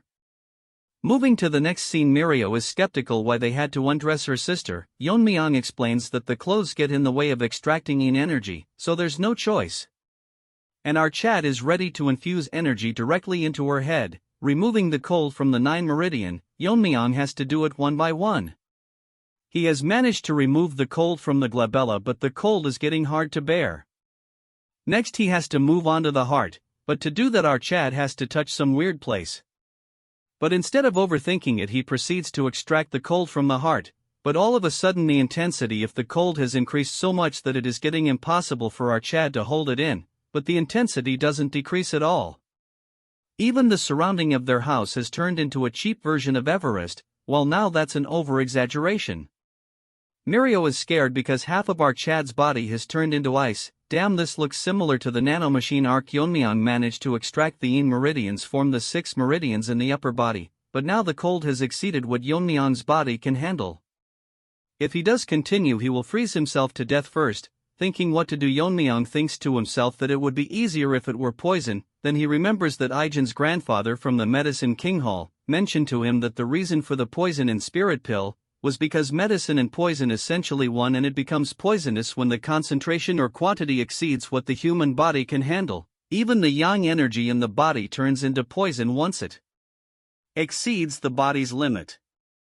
Then this excessively strong cold energy that can freeze the bone can be considered a poison. So Yeon-myeong uses the poison purification art and his body starts reacting to it. As a lot of cold energy has been extracted, it's going to start resisting fiercely. As long as the cold energy is recognized as poison, it will be devoured by his body. And as his start overwhelming the cold now acting as a poison, the poison gets devoured. Moving on to our ice beauty, she is opening her eyes because the cold inside her body is dissipating. She wakes up to see Yeon-myeong hand on her stomach and gets embarrassed. All of a sudden she notices that a girl is sobbing. It's Mirio. She sees her. The two sisters had their moment, and our new girl Miso tells Mirio if Yeon-myeong is the person that saved her. She confirms that he is the one who saved her, but can't figure out why he is still touching her stomach. Miso tells Mirio that he is concentrating, so it's better to leave him be until he wakes up. Moving on to Yeon-myeong, he is currently treating the cold energy as a miracle drug. The internal energy is beyond the body capacity to absorb the internal energy, but if he leave it like this, the energy will naturally dissipate. Taking opportunity of this situation, Yeon-myeong thinks it's perfect for absorbing all the cold and open up the closed meridians. While thinking one meridian is already filling with internal energy, wondering to himself how many meridians he will be able to fill once all the cold is absorbed. After absorbing all the cold, Yeon-myeong can't believe that he managed to fill 4 meridians, which is beyond his imagination. With this, our boy has gained 4 times the internal energy he originally had. But it's unfortunate that his immediate achievement has decreased because all of them is currently stored in the meridians, so he has no choice but to supplement it by drinking poison. Dude thinks poison is some energy drink. Yeon-myeong takes another look to see both the girls staring at him. After taking a second look, Yeon-myeong stares at his hand and takes his hand off, getting all flustered, but our waifu assures that he doesn't need to be concerned, since Mirio explained everything to her. As she thanks our Chad, he tells her that it's his duty as the family head to take care of the family. Our father-in-law enters the scene to see one of his daughter half naked and the other assisting her. Misunderstanding the situation, turns into a healthy gorilla and starts shouting at our Chad. The girls come to the rescue, explaining to him how he saved his daughter. The next scene we see is kneeling to the ground because he was rude to his savior. Yeon-myeong explains to him that anyone in his place would have misunderstood the situation. Moving to happy gorilla, he expresses his gratitude for saving his daughters. He then proceeds to tell him that he settled in the Tang clan after falling in love with a woman who was part of the family. Unfortunately, his wife also suffered from the terminal condition and passed away. He spent all his savings searching for a cure to save his daughters, but it was all in vain, so he just can't control his emotions. From now on, if Yeon-myeong needs anything, he will always rush to his side. We all know what he wants is his daughters. Moving on to Yeon-myeong, he asks him why it's so quiet inside the trading company. Our gorilla explains that after the Tang family got weak, the Black Death Alliance took over. Since then they have rarely gone outside. Yeon-myeong tells him that they will discuss about it later. That's when he notices someone calling for him. It's out 2 girls, and would you look at our waifu. Damn, the artist did me justice this time, I can't deny. She thanks our Chad for saving her life, and this is a favor that they will never forget. Seeing her talking, our Chad gets flustered. Mirio thanks our Chad and tells him that they will repay him for sure. As our Chad leaves the scene, Miso asks Yeon-myeong if he will be alright, since he seemed bewildered, so she wonders if something went wrong while he was treating her terminal condition. Mirio isn't so dumb and makes the wicked face, teasing her by telling that if she felt sad because our boy is leaving. Hearing this, she gets flustered and asks Mirio if her behavior was that obvious. Our emo girl is such a bully that she tells her that she was very obvious and it's a natural reaction. Even if it was other beside her, they would have a similar reaction. Mirio tells her to not worry, since according to her she has never seen a person more beautiful than Miso. As for Yeon-myeong, she thinks that although he didn't say anything, his reaction said it all, and he is surely conscious of her. Moving on to Yeon-myeong, he is wondering about a normal family. The next moment he dreams about marrying Miso, having a child and raising him to be a martial artist, seeing them get married and have grandchildren. This is daydreaming beyond one's wildest dreams. It's like you guys dreaming about having a girlfriend in this lifetime. Yeon-myeong can't believe that he would be nervous just by looking at someone in this life. While staring at the sky, he wonders that this is probably what it feels like in ordinary life. He wants to visit that place once again, but the problem right now is the Black Death Alliance, although they didn't directly bring down the Tang family like the Demon Lord pervert. Their subordinates intruded the contest, which is certainly a bothersome presence. Moreover, as long as they remain in Sichuan province, they will inevitably clash one day. Moving on to the Black Death Alliance territory in Sichuan, we see a servant getting scolded because the Tang family's influence has been rapidly growing. And all this is said by the trash with even trashier bangs. But she cannot do anything as she was warned by the alliance leader. She is extremely angry because the other leader didn't accept her request of attacking the Tang clan family, as the alliance had ordered them to not attack the clan. So it's best for her to stay quiet until his anger subsides. Remembering all this, she gets angry and throws her apple towards the servant. According to the information, both the new head and the family head of the clan has reached the fire real mastery or close to it, yet all the alliance head is doing is watch and wait for the right opportunity. With her current self, she cannot avenge those two twin sword retard that got owned in part 3 or part 4. That's when she realizes that since she cannot move herself, she remembers about what the alliance head ordered, that was to invite the Tang family head in the upcoming Sichuan gathering. So she will take this as an opportunity. Even now, when she closes her eyes, all she hears is Twin Sword's cries for revenge. He probably treated her to an ice cream treat. If you know, you know, so unless she eradicates the Tang clan, her anger will not subdue. The servant notices that its master is expelling killing intent because she need a sweet dessert, but since servant is ugly, she burn him to death, eagerly waiting to meet our mega Chad. Unfortunately, we all know how she will be slapped to her death. Deep in the night, in one of the houses of the Tang family, the three useless retards are talking about what to do. Ever since Tang Jihai, Yeon-myeong's mother, took over the head of the family, their positions have further weakened. Both of them are complaining this to the second elder Tang Myeongshin, but he is not sure why they are telling him all this. He blames all of their downfall on the former Poison King Tang Jiak and his son, the white-haired monkey. He points his hands towards the white-haired monkey, making a face full of anger, telling him that it's because of him that couldn't gauge the opponent's strength and kept on making enemies with Yeon-myeong. The white-haired monkey can't do anything but listen, as the elder tells him that the duo of father and son is ruining everything he has built his entire life. The white-haired monkey thinks to himself that the elder is incompetent, that he can't even stand up to the family head. That's because he is not delusional like this brainless monkey. Hearing all the insults, he daydreams of healing his arm and take revenge on Yeon-myeong. I mean, there is a limit to how delusional someone can be. Tang Jiak asks the elder what plan the elder has, since like the other elders it's hard for them to maintain their forces.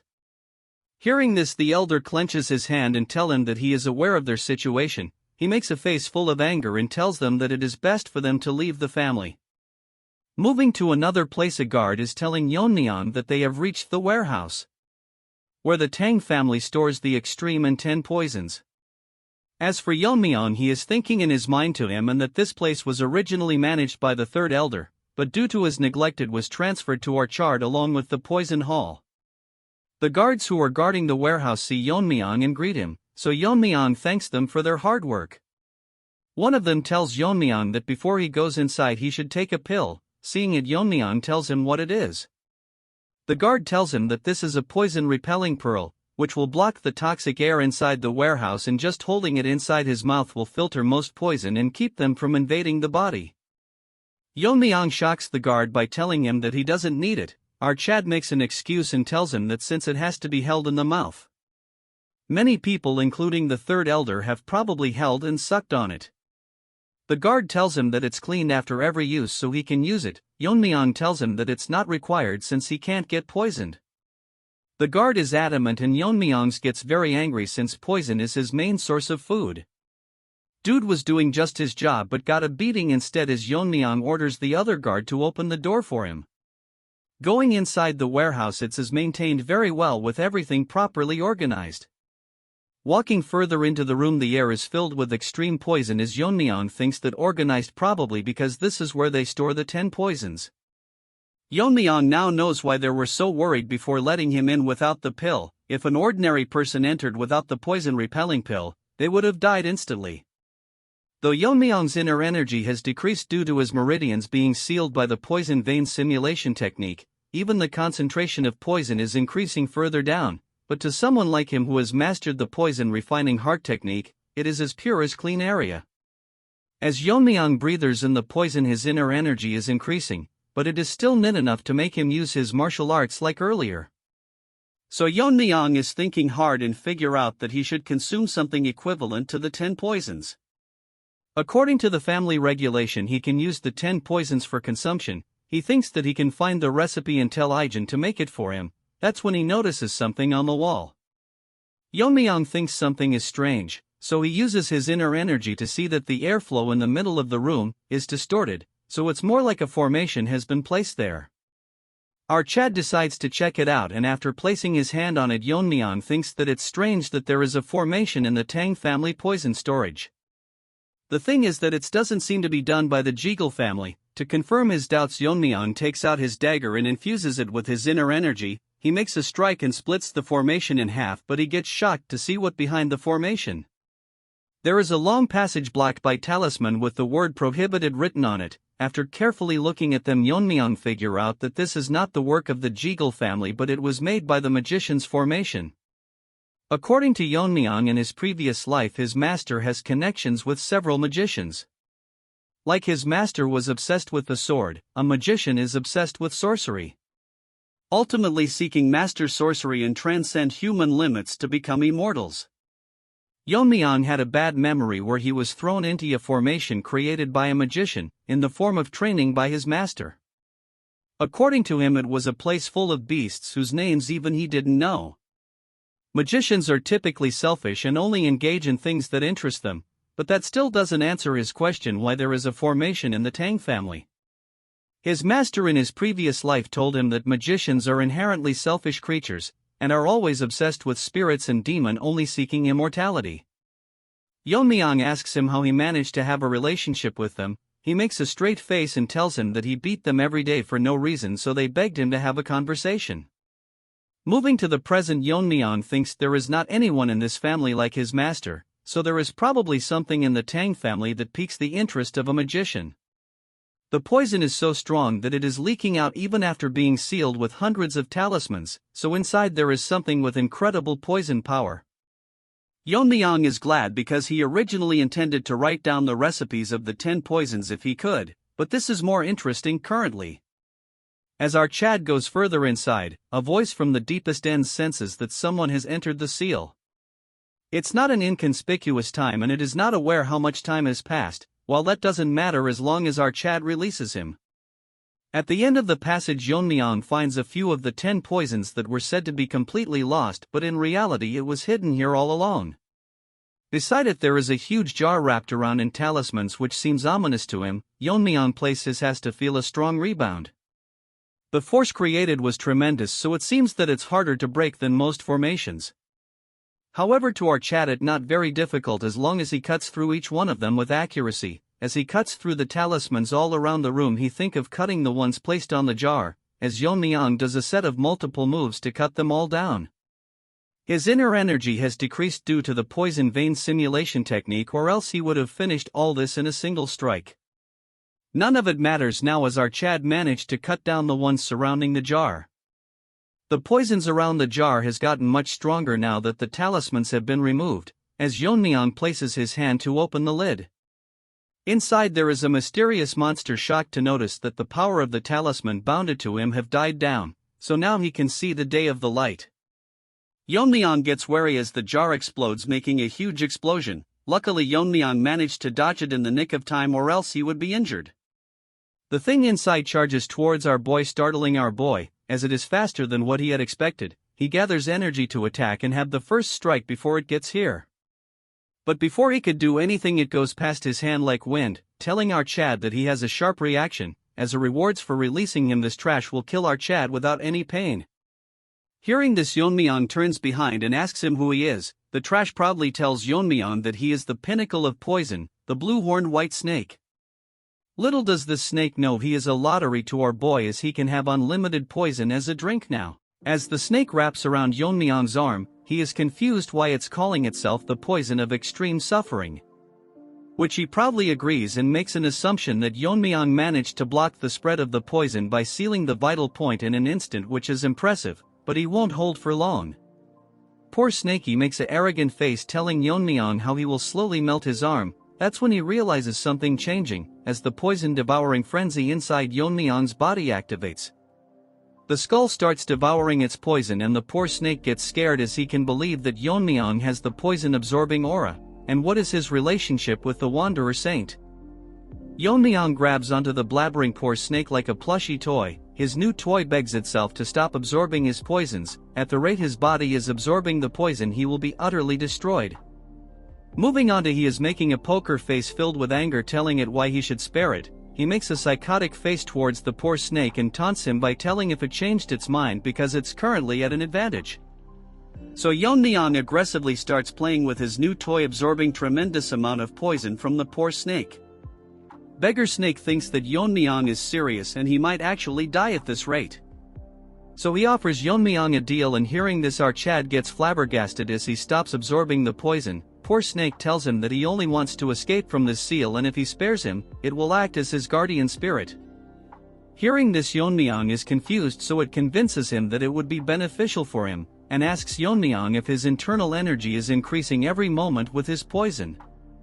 At a rate beyond the normal. According to Yeon-myeong, its poison is incomparable to the 10,000-year fire carpenter pill or the fire dragon's poison. It's so potent that by just absorbing it surpasses his previous internal energy. The poor snake is so desperate that it tells Yeon-myeong that if he becomes our Chad's guardian spirit, it can provide poison whenever he needs it, which is better than absorbing all of his poison now. Our Chad is heartless as he, with a poker face, tells the poor snake that he has no interest in keeping alive someone who was an enemy, so he can replenish the poison elsewhere. Hearing this, the poor snake starts crying and loses hope, telling Yeon-myeong that can't he just spare him once, since he lived in a jar for hundreds of years. Hearing this reminds Yeon-myeong of his past life. Then he activates the ultimate cute soul killer face, telling him that as a guardian spirit he is bound to obey him. The soul killer face is so strong that Yeon-myeong gets flabbergasted and loses to it, so Yeon-myeong will believe it just this once. Hearing this, the Snakey asks him if he is accepting him. Yeon-myeong confirms it and tells Snakey that if he tries anything funny he will destroy him on the spot. Snakey, all nervous, promises that he won't do anything. Moving back to Yeon-myeong, he asks Snakey what he needs to do to become its guardian spirit, since he doesn't know anything about spirit arts. Snakey tells Yeon-myeong that he doesn't need to do anything as extreme amount of energy releases from its body, and a bead moves towards Yeon-myeong as it tells him that this is a spirit binding seal. Just by holding the bead, his spirit will be bound with our Chad's soul, and that is how it will become our Chad's guardian spirit. Hearing the instructions, Yeon-myeong grabs onto the bead as it releases enormous amounts of energy. Outside the chambers, the guards are wondering why Yeon-myeong hasn't come out yet, so they start panicking, wondering if Yeon-myeong is in any trouble. One of the guard tells the other one that they need to go in and check, but guard number 2 tells him that they are not supposed to enter carelessly. Guard number 1 picks up the poison refining pill and puts it into its mouth, telling number 2 that they can worry about the punishment later, but they cannot let the future leader suffer in a place like this. Number 2 closes his eyes and takes a deep breath, telling number 1 that he is as stubborn as always.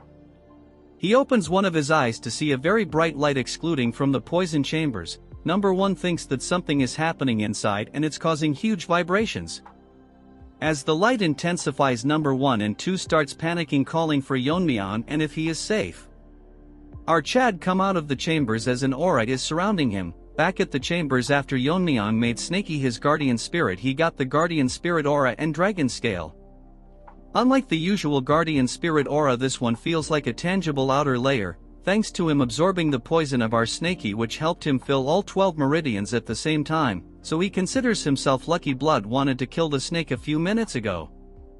He needs to suppress his aura and control the output, or else he will gain overwhelming attention from everyone. From Yeon-myeong's aura a small part arises and our snaky manifests itself, telling our Chad that does he need to be concerned about the people below him, and the Wanderer Saint flaunted it openly. Since Snaky needs some training, Yeon-myeong gives it a hard flick, telling it to not reveal itself recklessly. The autonomous cute Snaky tells our Chad that unless he reveals it himself no one can see him, and with an aura as strong as our Chad there would be no one who would dare to attack him. Yeon-myeong thinks that still it's too eye-catching and he somewhat wants to live a ordinary life this time. Our smart Sneaky asks him that what he meant by this time? And he is speaking as if he died and came back to life. Yeon-myeong doesn't make a reaction and Snaky asks him if there really is a way to do that. Yeon-myeong looks at it and asks him what he means. Snaky tells Yeon-myeong that there is a reason why he is given such power, just like his previous master the Wanderer Saint, and those with power are followed by destiny. Hearing this, Yeon-myeong asks Snaky if he was exploited back then. Hearing this, Snaky starts sweating, telling out Chad that his previous master was even more inflexible than him. The previous trash master worked Snaky to the bone until his dying days, then he summoned an exorcist to seal him in a jar, because he deemed our cute snake too dangerous. Yeon-myeong figured out how all this was connected to the exorcist, and he was a highly ranked spirit. As for Snaky, he is getting angry just thinking about him. Such a strong spirit is wanted by many exorcists, so the ancestor helps seal him. Yeon-myeong thinks if the ancestors is like his master, intimidating exorcists to get the job done. What struck our Chad's mind was that Snaky told him that there is a reason for his existence, and if it's as related to awakening memories of his past life. As he was in his thoughts wondering, a guard brings him back to reality and barges into the room, as Yeon-myeong shoves Snaky into his body as the guard tells him to come out immediately. He informs out Chad that in Sichuan near the main house there is an attack by the evil faction. Moving on to that place, we see Fatso in the entrance exam catching his breath. A huge groups of thugs are mocking them by telling where they are rushing off to. He is not aware why esteemed gentlemen from the Orthodox sect have come here, but this ugly red-haired trash tell them that they should have known that Sichuan is the territory of the Black Death Alliance. Old man tells Fatso that he will hold them off while he runs, but Fatso tells him that in his current condition it would be impossible. This red-haired dog is a palace lord and he is here with hundreds of members. In Fatso's current condition it will be hard to handle him. This smelly monkey tells him that since they have reached the capital of Sichuan they must be seeking help from the Tang clan, but their leader has isolated the Tang clan. Blood is daydreaming too much. He tells them that he will capture and offer them to the leader and he might be granted the ultimate martial art, so they should be prepared to lose a limb. That's when our Chad enters the scene. The guards tell Yeon-myeong that the two people are martial artists from the Justice faction, so he figures out that their opponent is from the evil faction. He orders the guard to escort them to the clan since they have come as guests. The Fatso is happy that martial artists from the Tang family are here to help, but there are only 4 of them, so even if their spirit is formidable it's impossible to face against hundreds. Yeon-myeong tells Fatso to step back since his partners is in no state to even stand. Wajin takes care of the injured man and Fatso asks him should they not be helping the ones up front. But Wajin smiles as Fatso blabbers about how there are over hundreds of martial artists. Yeon-myeong tells them that although he appreciates the help he is in no need of it. Moving on to the monkey, he is angry on Yeon-myeong for blocking his way. His guard tells him that he is probably the one who won the Tang clan's competition and returned as the family head. This red monkey mocks Yeon-myeong and asks him if he is going to face them, feeling sad for him. As for his minions, they are grinning. This dumb retard is so confident that he tells Yeon-myeong that he will uproot them once and for all. Hearing his nonsense, a needle flies towards him, poisoning him. In an instant this monkey falls to his death. Yeon-myeong thought that the nonsense spouted by Trash was too annoying. Everyone present in the scene is shocked by what had happened as the leader lies dead on the ground. Yeon-myeong tells them they don't need to uproot them since he will be the one to do it. Gorilla is dead as our Chad's poison needle finished him off. His lackeys are confused when Yeon-myeong threw the poison needle, because it was so fast that they couldn't even see it. Yeon-myeong puts his hands inside his coat and takes out hundreds of needles, and using his internal energy he throws it towards them. The minions saw Yeon-myeong throwing the needles and tells everyone to stay alert. As the one beside him gets killed by the needle, he hears the sounds of hundreds of them falling to the ground, getting one shot by the poison needles. As this side character turns around to see hundreds of bodies. Moving on to our chat, he rushed out and forgot to apply poison, but surprisingly it's having the same effect as if they were poisoned. As for Fatty, he is getting overwhelmed by our Chad's riz. Snaky manifests itself and tells Yeon-myeong that its poison was seeped into his needles, and there are only few people in this world that can withstand its poison. Yeon-myeong smirks and tells Snaky that it's more useful than it looks, pissing our unlimited poison supplier. We move to the Riz-infected Fatty that cannot believe that our Chad has such amazing assassin skills. Dude doesn't know he is the protagonist that you viewers dream of becoming. He guesses that Yeon-myeong might be the one that single-handedly killed the 300 warriors from the Darkness Silent sect. Despite all this, his guess was correct. The remaining lackeys cannot believe that they just witnessed over 100 soldiers getting wiped out in an instant. They thought that the Tang clan was declining, but no one mentioned they have a monster like our Chad. One guy with an axe tells them not to worry as it's just one guy. This junior gorilla tells them how if Yeon-myeong is not in the fire realm he won't have enough energy to use that great technique multiple times. Gorilla wanted screen time, so it charges towards our Chad, landing a heavy attack, telling Yeon-myeong where all his bravado went. Gorilla is the only one talking. Let our Chad cooks, as Yeon-myeong grabs onto his axe and breaks it, like your hearts when girls reject you. The junior gorilla is wetting himself as what Yeon-myeong used was the dragon scale he got after contracting with Snaky. The minions gets nervous as they see Yeon-myeong using the 10,000 heavenly flower rain. Moving on to our Chad, he is ready to attack, and Fatty, seeing what our boy is doing, gets nervous as they heard that the Tang family's secret technique was lost after facing the heavenly pervert's attack, which was all a mistake, and their strength is still solid. As for Yeon-myeong, he is done killing every single one of them. Fatty thinks of letting the Tang clan handle the Black Death Alliance, but Yeon-myeong bursts his bubble and asks Fatty if he is still here. Fatty is so scared that his fat will melt and tells Yeon-myeong that his skills are so impressive that he couldn't look away. Yeon-myeong walks past him and tells him that they will discuss it further at the main house. Fatty takes a second look to see hundreds of side characters dead, and by no means they should make enemies with the Tang family.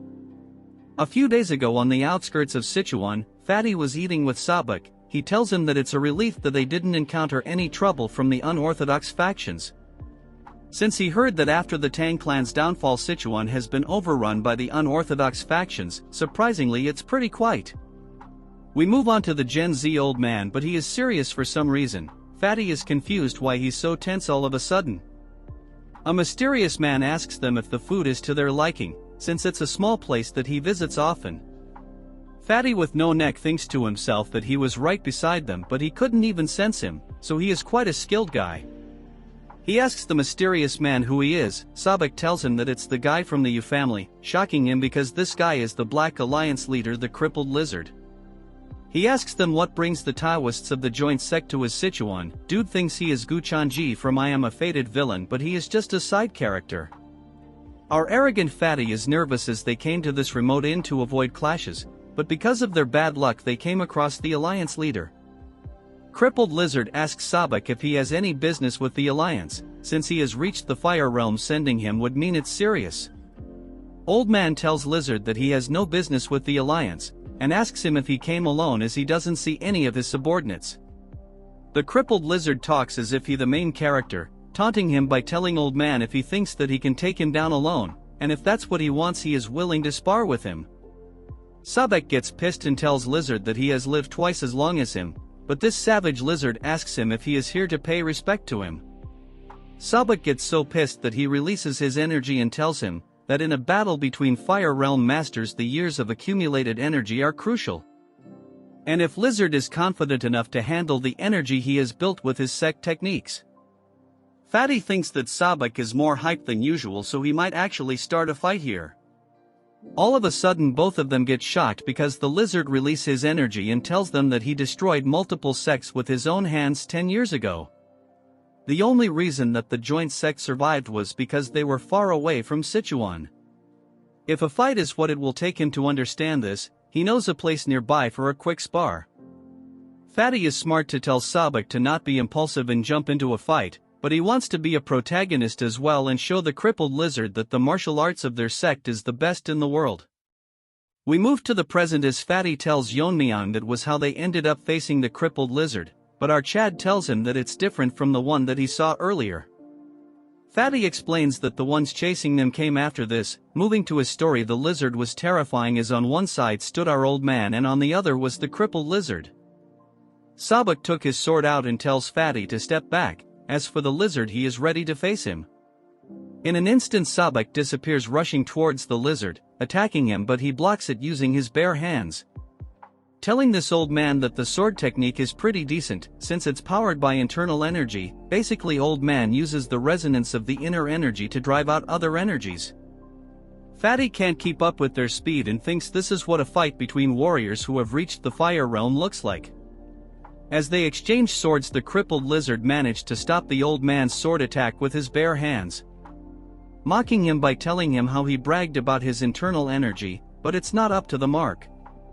This dumb old hag gets even more pissed and starts using the ultimate technique of the joint sect, releasing waves of enormous energy. Seeing this, the dumb Fatty thinks Sabak is overwhelming the crippled lizard but notices him smiling. In an instant, with multiple attacks at the same time, he blocks the old man's attacks. Sabak comes back to reality, realizing that the lizard is intentionally blocking all his attacks at the last moment.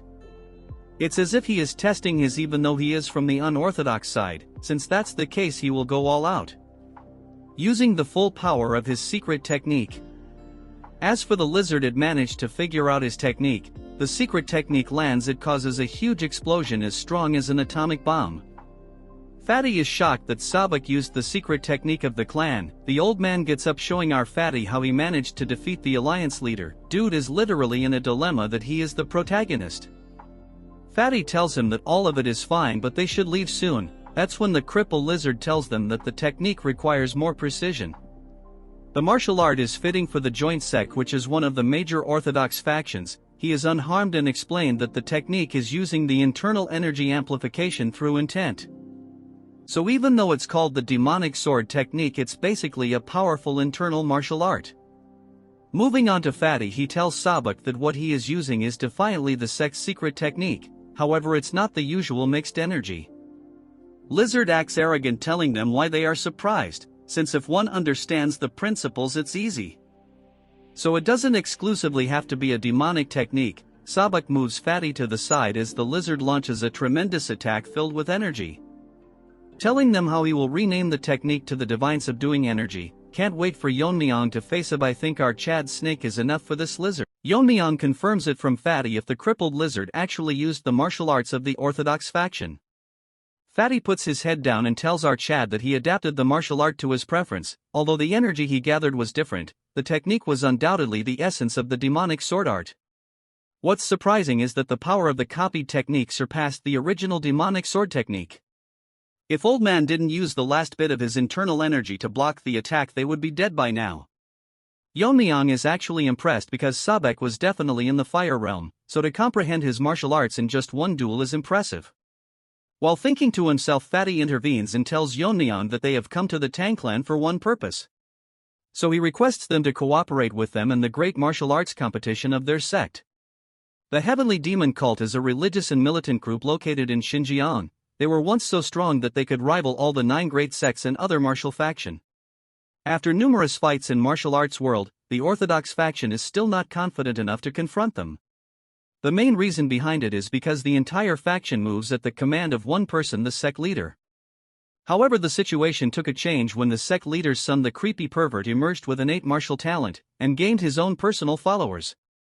Because there might be an unintended factional split, the pervert left the clan and led his followers with him, founding the Heaven's Brilliance Demon Cult. This is the reason that has weakened the elite ranks of the sect, making this the last opportunity to eradicate them, but they are worried about the Black Death Alliance to their south.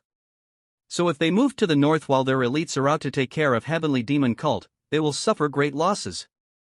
The martial power that our Chad displayed earlier was so strong that he could prevent the Black Death Alliance from moving north.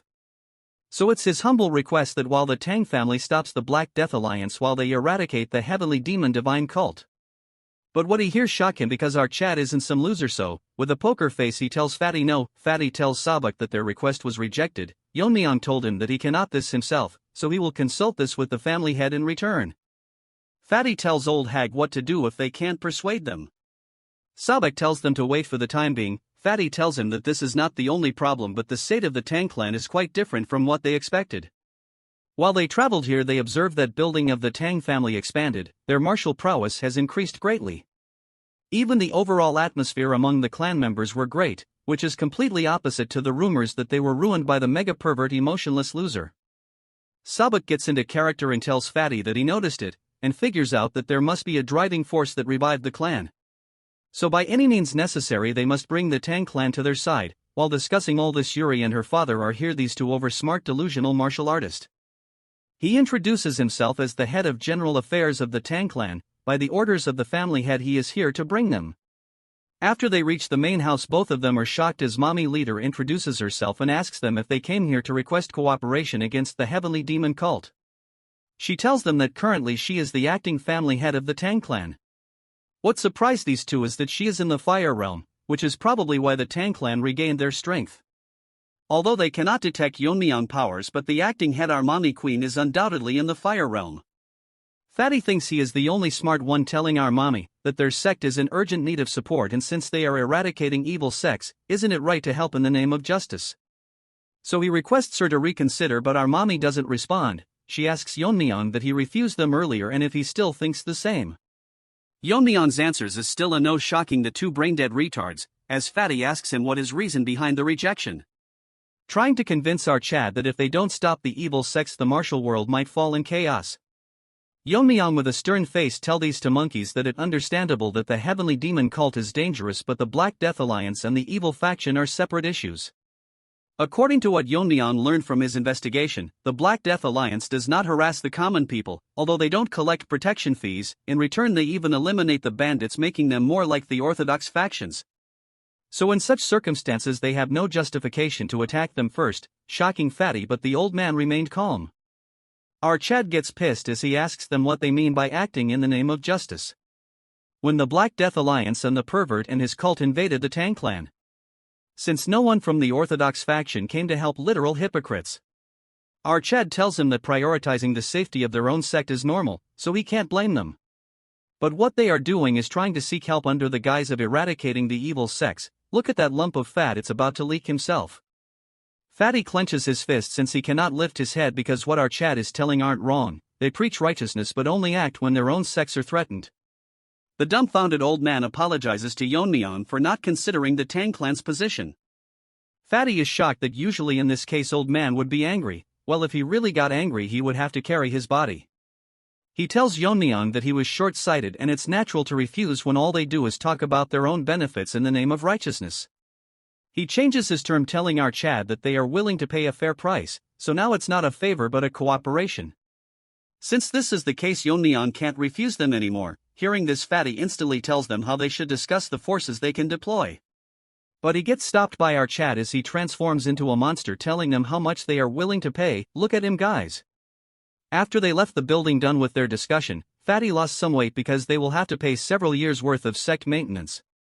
Old man thinks that if it can save their sect this is a small price to pay. He tells Fatty that he must be confident to offer such an amount, which Fatty agrees because their martial powers are impressive. Because they are close to the crippled lizard. As for Yeon-myeong, his power are hard to guess, which the Fatty can't believe because those at the fire realm can sense it.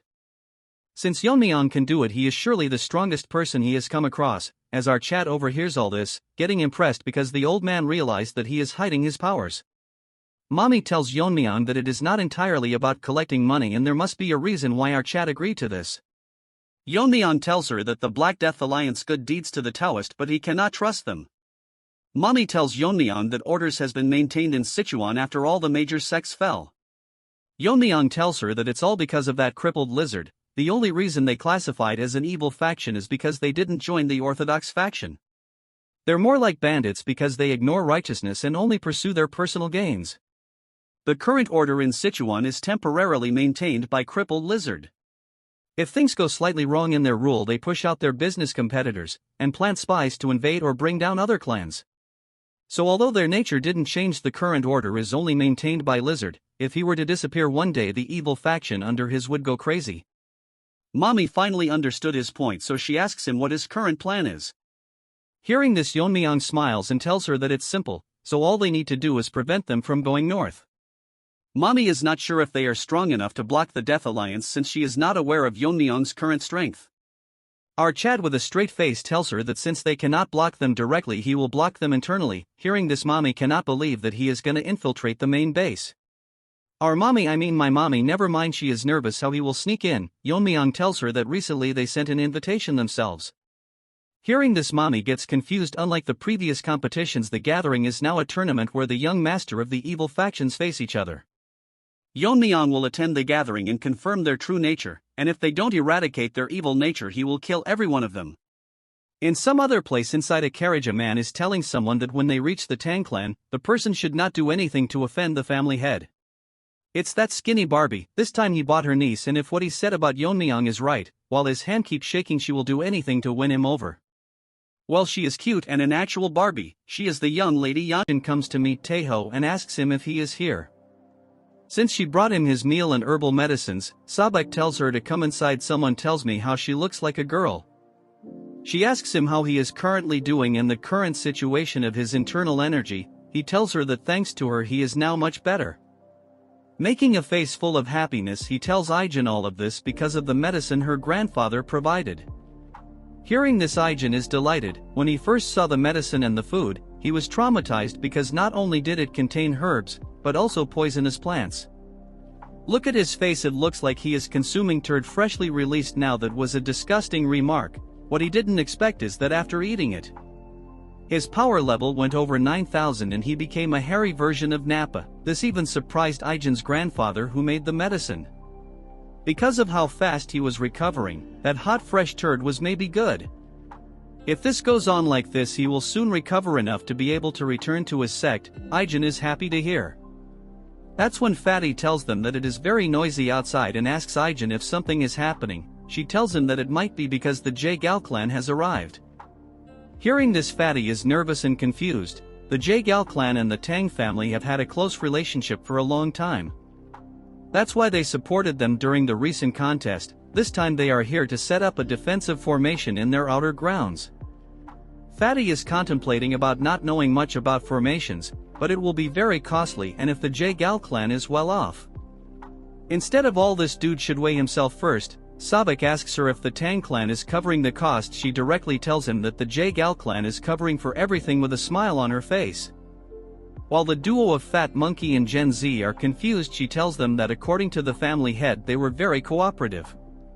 Sabek thinks they might have found the weakness of the Jae-gal clan. Now we move on to your favorite skinny Barbie. He is wetting himself from the thought of what our Chad might just do to him.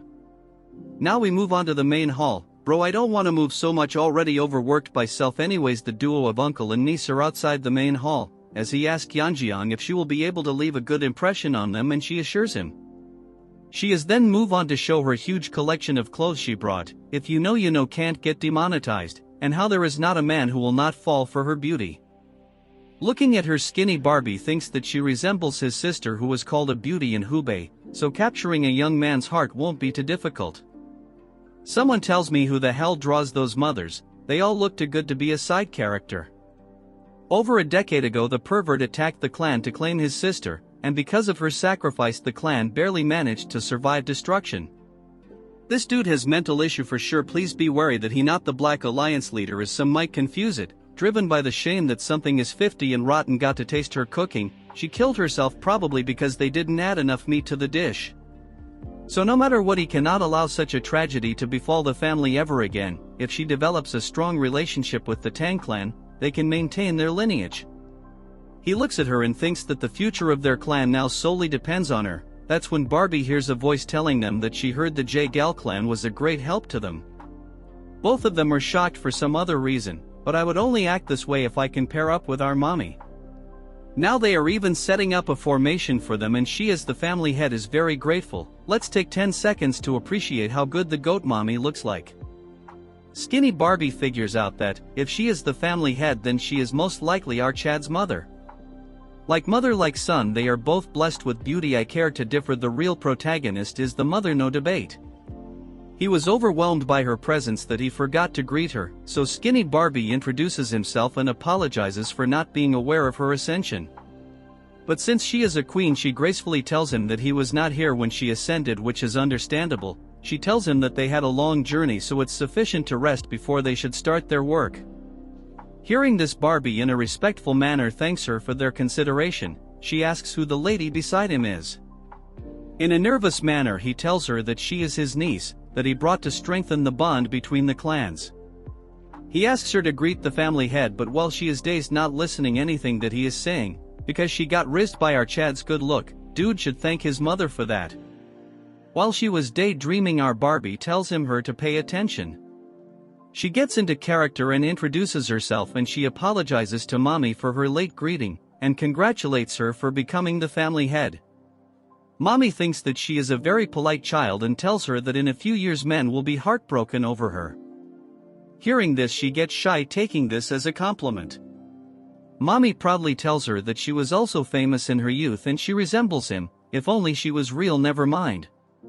She tells Mommy that she is still so beautiful that when she first saw her, she thought our Mommy was our Chad's sister.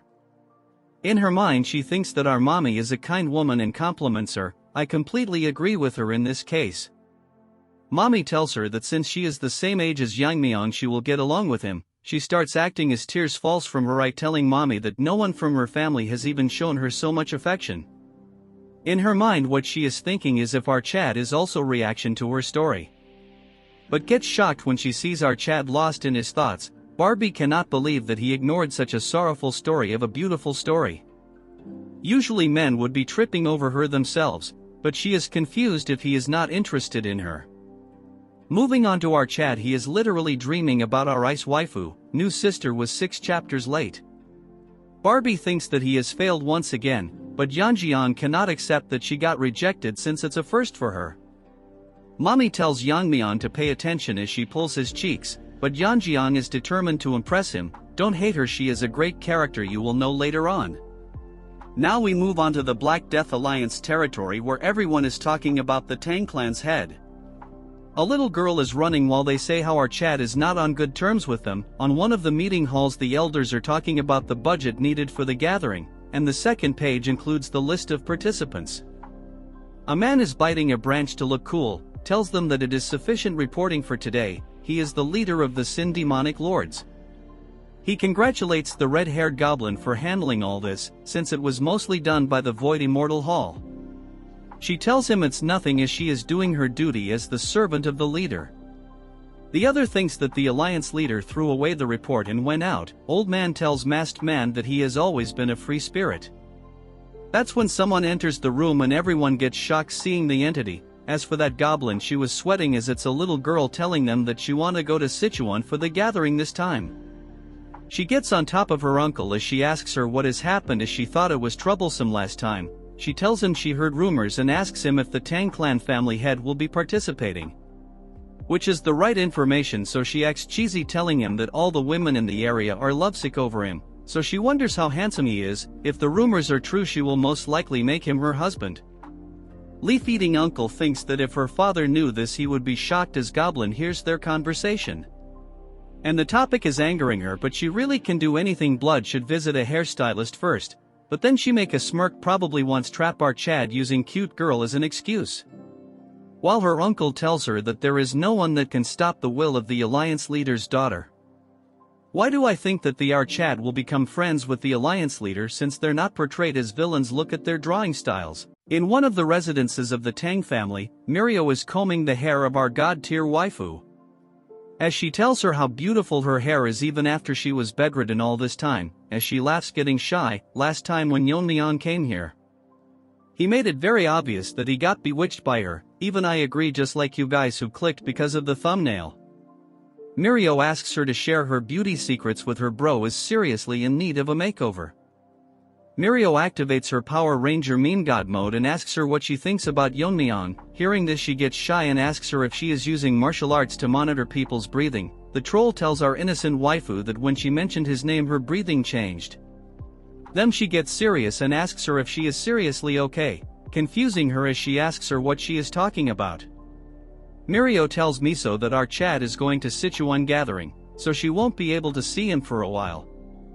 Then this troll explains to her in this gathering the most dangerous evil faction will face each other. Hearing this she gets scared as Mirio tells her that it's not the most important thing.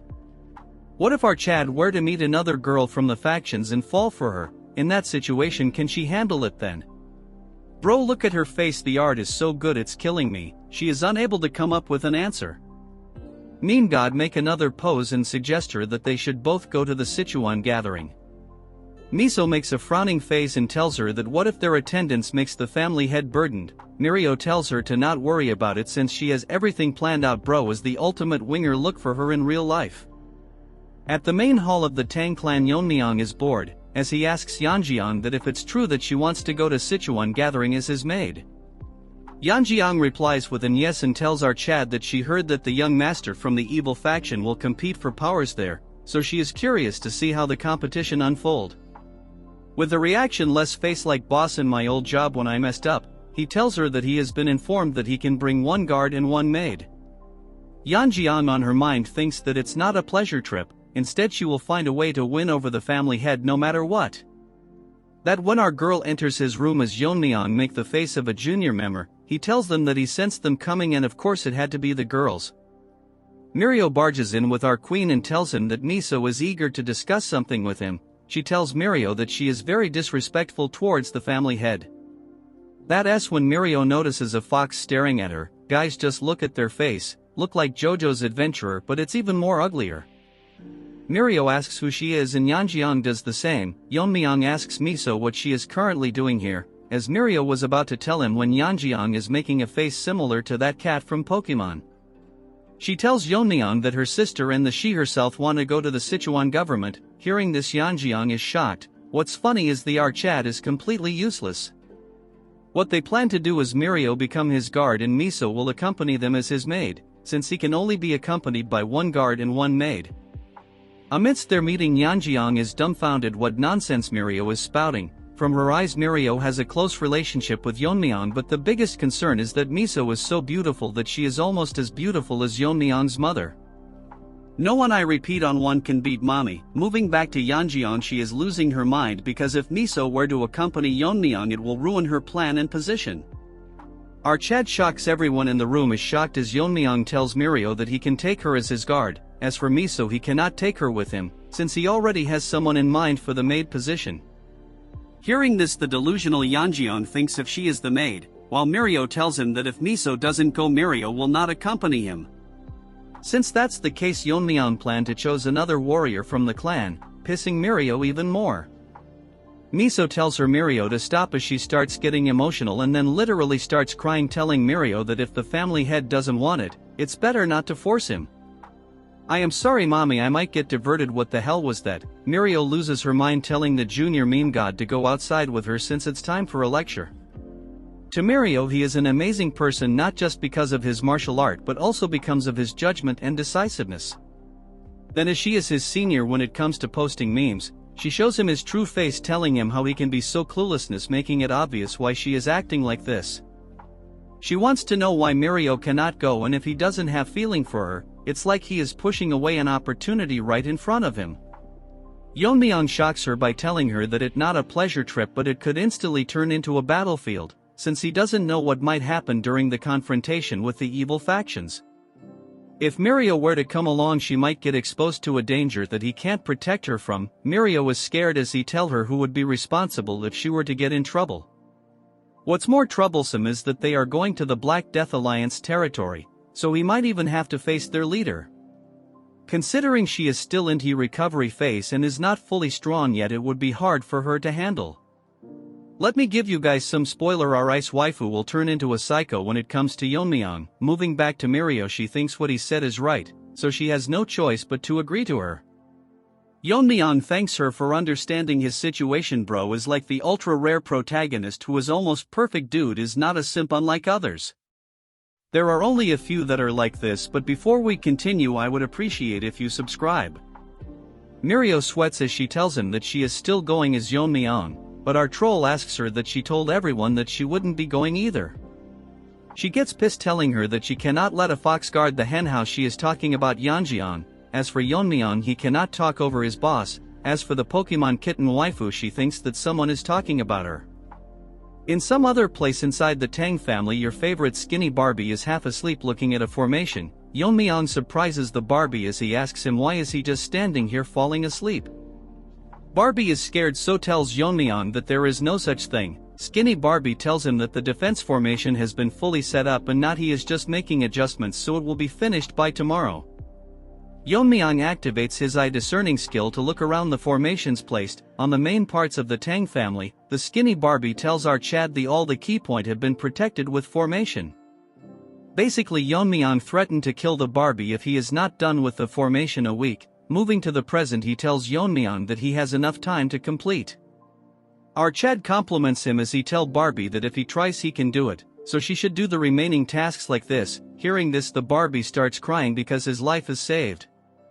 Yeon-myeong is impressed because it's better than he expected. Even if he is not here they can protect themselves. Yeon-myeong has one more thing to do as he goes to the main hall. He summons a new character. It's the elder Tang Yeon-myeong. This guy has guts as he tells Yeon-myeong that they are not exactly on talking terms. Yeon-myeong tells him that he heard that with the sword he is skilled, which is why he became an elder. Since Yeon-myeong also uses the sword, he thinks it's ideal to have a conversation. Moving to the elder, he tells Yeon-myeong that what he showed during the competition is beyond his reach. So he is well aware of the gap between them. Yeon-myeong tells him it's obvious that his skill are not even close, but he gets surprised when Yeon-myeong tells him that he would give him some pointers on swordsmanship. But the offer is not for nothing. In exchange he will have to follow his orders from now onwards. The elder is shocked as our Chad tells him that this opportunity will not come by again, so he should consider this a fortunate encounter. So he raises his hand asking the elder if he will be changing side. The two dandies are done lazing off. Now they will take their leave, thanking them for their hospitality. Fatty thanks them for joining them in their cause, and on behalf of their sect he extends his gratitude.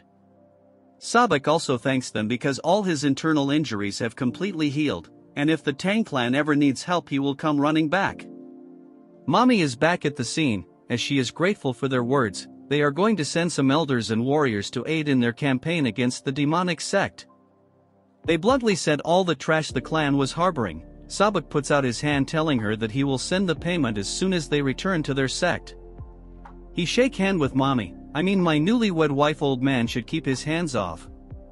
He then moves on to my son, I mean Yeon-myeong. This handshaking pervert wants to shake hands with our Chad to express gratitude. Because if it weren't for him they wouldn't have made it out alive. As they shake hand, this was tells our Mega Chad that he possesses martial powers beyond his years.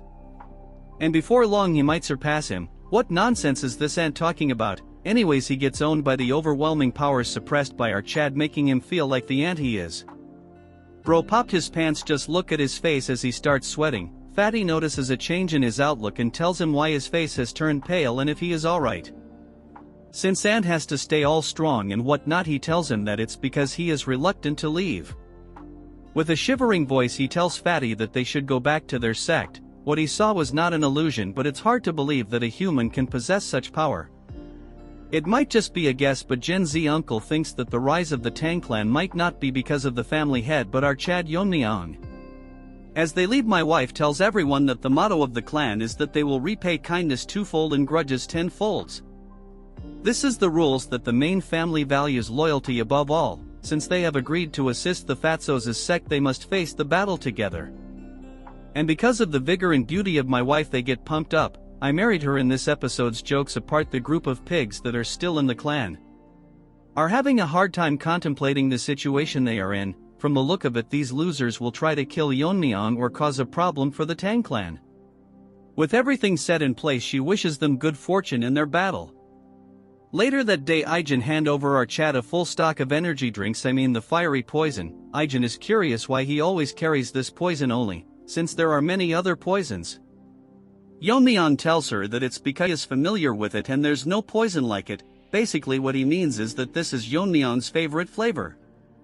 He bids her farewell since his companions are waiting. She is chilled because it's him, but he gotta make it out alive. Out of nowhere, Snakey manifests itself, getting curious as it is hard to believe if he is really as young as he says.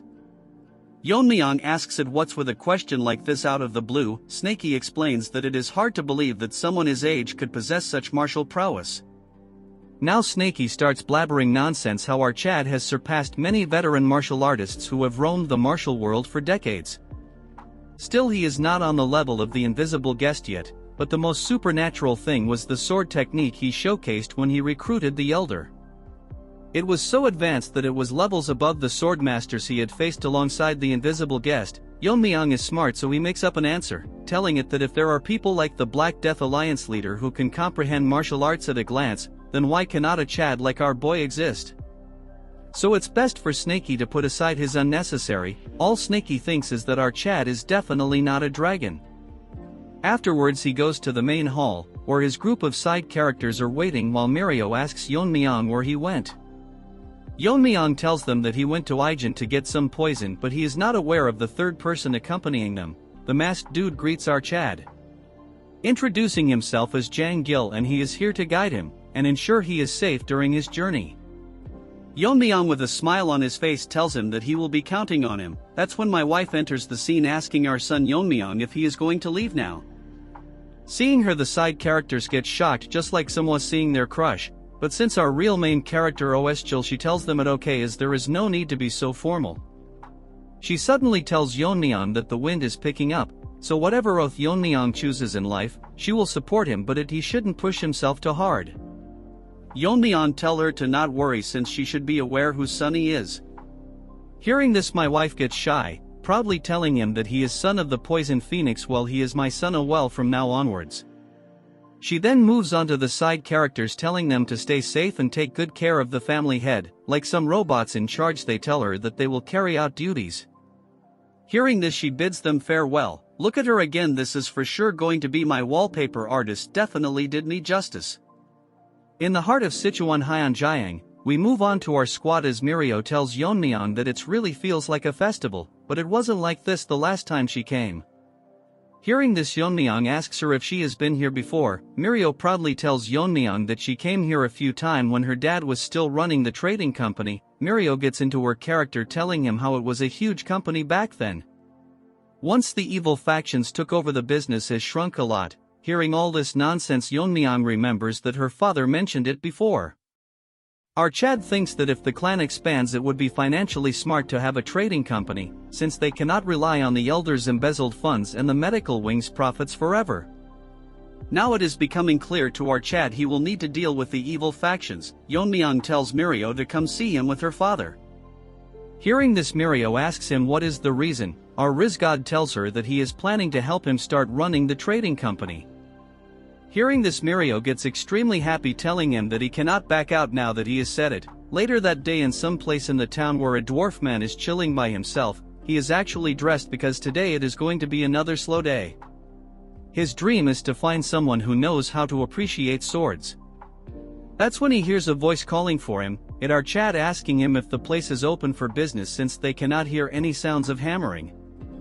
Yeon-myeong, the new Naruto lookalike, tells him that he is here to look at swords. Little man thinks that our Chad has an unusual look about him, so he welcomes him with open arms, telling him that the swords are inside, so he is free to take a look. He showcases his collection, trying his hardest to not brag about how good they are compared to other shops.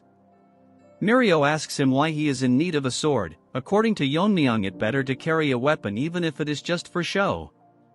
Yeon-myeong analyzes the sword by tapping on it. The quality of the blade is in excellent condition and even the level of sharpness is impressive.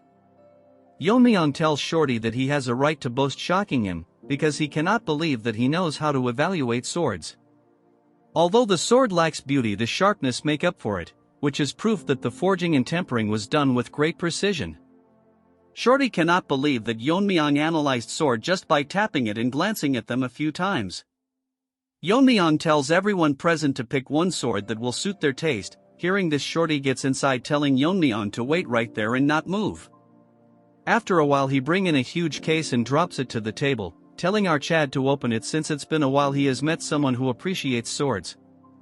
Opening the box, Yeon-myeong is shocked because this is the demon-slaying sword. The demon-slaying sword that the blacksmith showcased is shiny enough to reflect the image of Yeon-myeong. As for his sidekick Mirio and Yeonjeong, they are amazed by how extravagant it looks. Yeonjeong is someone who has no expertise when it comes to swords, but even she can tell in a glance how amazing the sword is. The Shorty tells them that the sword was not crafted by him but his master, who was an expert in his work. Unfortunately, he passed away from illness, so he took over and relentlessly worked on the sword and finished it. While telling this, he is very proud of this achievement, and asks Yeon-myeong what he thinks of this sword. He can proudly say that the sword is worthy of being called a masterpiece. Even to the eyes of our Chad, this is an amazing sword, that it is good enough to be on par with the sword he used in his past life. He can feel the sharpness radiating from it constantly. Yeon-myeong tells Shorty that it is a brilliant sword, however he doesn't need a sword of this caliber. This shocks the blacksmith, so he asks Yeon-myeong if the sword didn't meet his expectations. Yeon-myeong sighs and tells him that it's quite the opposite. He should be proud of the sword he has created, and our Chad is thankful that he showed it to him. This is the reason he thinks that the sword ID too much for him. The real reason is that a sword of this quality would only draw unnecessary attention because of how well it's crafted, so a simple sword suits him better. Yeon-myeong tells Shorty that he will pick the one that he picked up earlier. Hearing this, the blacksmith gets disappointed, telling him that if that's what he wants, he has no choice but to comply. That when a group of brain-dead nonsense third-class characters enter the scene, I guess even trash needs to be given screen time. Seeing them, the Shorty makes an unexpected reaction as if he is scared, calling the man in front young Master Yun. He is pissed because he ordered Shorty to bring in the best sword in the shop, yet he deceived him and hid such a masterpiece from him. We will call this retard him Rotten Ginger, cause his face resembles one. This ginger cannot fathom that a mere blacksmith dare to mock him. This ginger has too much spice because he is clearly deluded. Shorty is nervous as he tells him that it's clearly a misunderstanding, while our Chad is hearing this nonsense shown by a one-chapter character. Yeon-myeong is a bit confused because in between a bunch of ants there is a strange aura coming from few of them, which is strange to our boy. Seeing this, Snaky manifests items, telling Yeon-myeong that he felt something wrong, and his suspicion was right, it is clearly demonic energy. Snaky has faced them few times with the invisible guest, as he asks Yeon-myeong if this is his first time seeing them. According to Yeon-myeong, this is his first time seeing one in person, as he has only heard about them. He asks Snaky what these demon pests are doing in Sichuan, but Snaky is unaware but suggests that he can just capture one and interrogate him. This Gingers is not only rotten but dumb as well, as he orders Yeon-myeong to step aside because he is going to kill the blacksmith, and if Yeon-myeong does not move he will kill our Chad first. Trash literally unlocked first-grade nonsense. Yeon-myeong gets pissed, telling him that his mouth is too foul for a brat.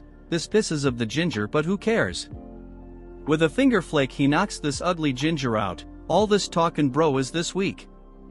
Seeing him fall to the ground, his guards make a reaction as if a old granny has been killed. Yeon-myeong tells Ginger that at his level, no matter how good he is with the sword, he won't be able to use this sword properly, so he should come back after 20 years of training. Seeing our Chad acting cool, Mirio is shocked, as for Yeonjing she is acting as if she fell from the sky. One guard starts barking like a dog, telling Yeon-myeong that how dare he lay hands on the grandson of Nam Jin-soon, the lord of Hyunyang sect, which is protected by the Black Death Alliance, warning Yeon-myeong to not expect to live after what he did. Can we move forward? Just how much nonsense can this side character spout? This nonsense pisses Yeon-myeong off as he tells them that he doesn't care about his status, and asks them what's their connection to the demonic sect. Hearing this, they all make mixed reaction, as there is one in between them that looks like the boss who will be one shot by our Chad. Yeonjing asks Yeon-myeong where they came from, as she and our so-called guard Mirio is scared. We then move on to the ginger as he looks back nervously. This third-rate copy of Bae in this he is something, as he is angry that Yeon-myeong called their sect with a slur, and if our Chad doesn't value his life. The guards tells this was to stay behind them, but instead their head goes flying around. Seeing them dead, the ginger now loses all its flavor, falling to the ground. Many demonic soldiers pop up from the ground as the leader tells them that from now onward they, the Heavenly Moon Brigade, will be taking care of this ginger. The rest of his previous guards gets killed. The ugly punk is amazed by the fact that Yeon-myeong saw through their concealment that was perfect. Moving on to Yeon-myeong, he doesn't care. As for his subordinates, all of them are crying, and his useless guard Mirio is amazed by just what is happening. But what shocked all three of them further is when Yeon-myeong tells them that with the stench of the demon turds reeking from a mile away, he could see them from a mile. Yeon-myeong should switch professions and become a roaster, since he tells him that if he was trying to hide his identity, the least he should do is cover his face properly. Mirio thinks that he has gone crazy to roast someone on their looks. As for the bald head, he is holding himself from attacking, telling Yeon-myeong that even after seeing every one of them getting killed, he still doesn't feel the sense of urgency. Yeon-myeong asks Shorty to lend him a sword, and he takes a hold of the masterpiece, as Yeon-myeong tells him that if it's urgency he is talking about, it's them that should worry about it instead. Our roaster Yeon-myeong tells them that from where he is standing, them and the ones they killed are all same to him. This pisses Bald Head so much that he orders his minions to escort the young master as he is seriously going to kill out Chad. Yeon-myeong wasn't wrong when he called him ugly dude looks like the fresh turd my dog just released while I was writing this script. One of turds grabs onto Ginger but Yeon-myeong gets surprised when the young master does not recognize them at all. According to Yeon-myeong's observation, this brat probably is not aware of their identities. That's when a voice curses our Chad. It's that ugly fart that is pissed and attacks our Chad for ignoring him. With no reaction his face, Yeon-myeong blocks his attack, and because of the strong exchange of sword a mini explosion occurs. Ugly Fart thought that he was faster but still he got knocked back, as he stares at our Chad who was unfazed even after the exchange of their swords. All of a sudden his world starts spinning and he thinks of counterattacking only to find himself dead, while all his subordinates watches his head rolling around. Mirio and Yeonjeong are shocked to witness what just happened. Ginger has almost turned into a paste. While Yeon-myeong is standing in front of the headless body, bro has immaculate drip. According to Yeon-myeong, after swinging the sword, he can definitely feel that it is a masterpiece. The weight distribution between the hilt and blade is near perfect and it's razor sharp without a drop of blood staining it. He tells Shorty that it is truly a masterpiece and he is who carried his legacy as someone amazing as well. Hearing this, Shorty starts to tear up. In a flashback we can see Senior Shorty making this sword, telling Junior Shorty that every valuable object will eventually find its rightful owner, so the sword he is crafting will find its master someday.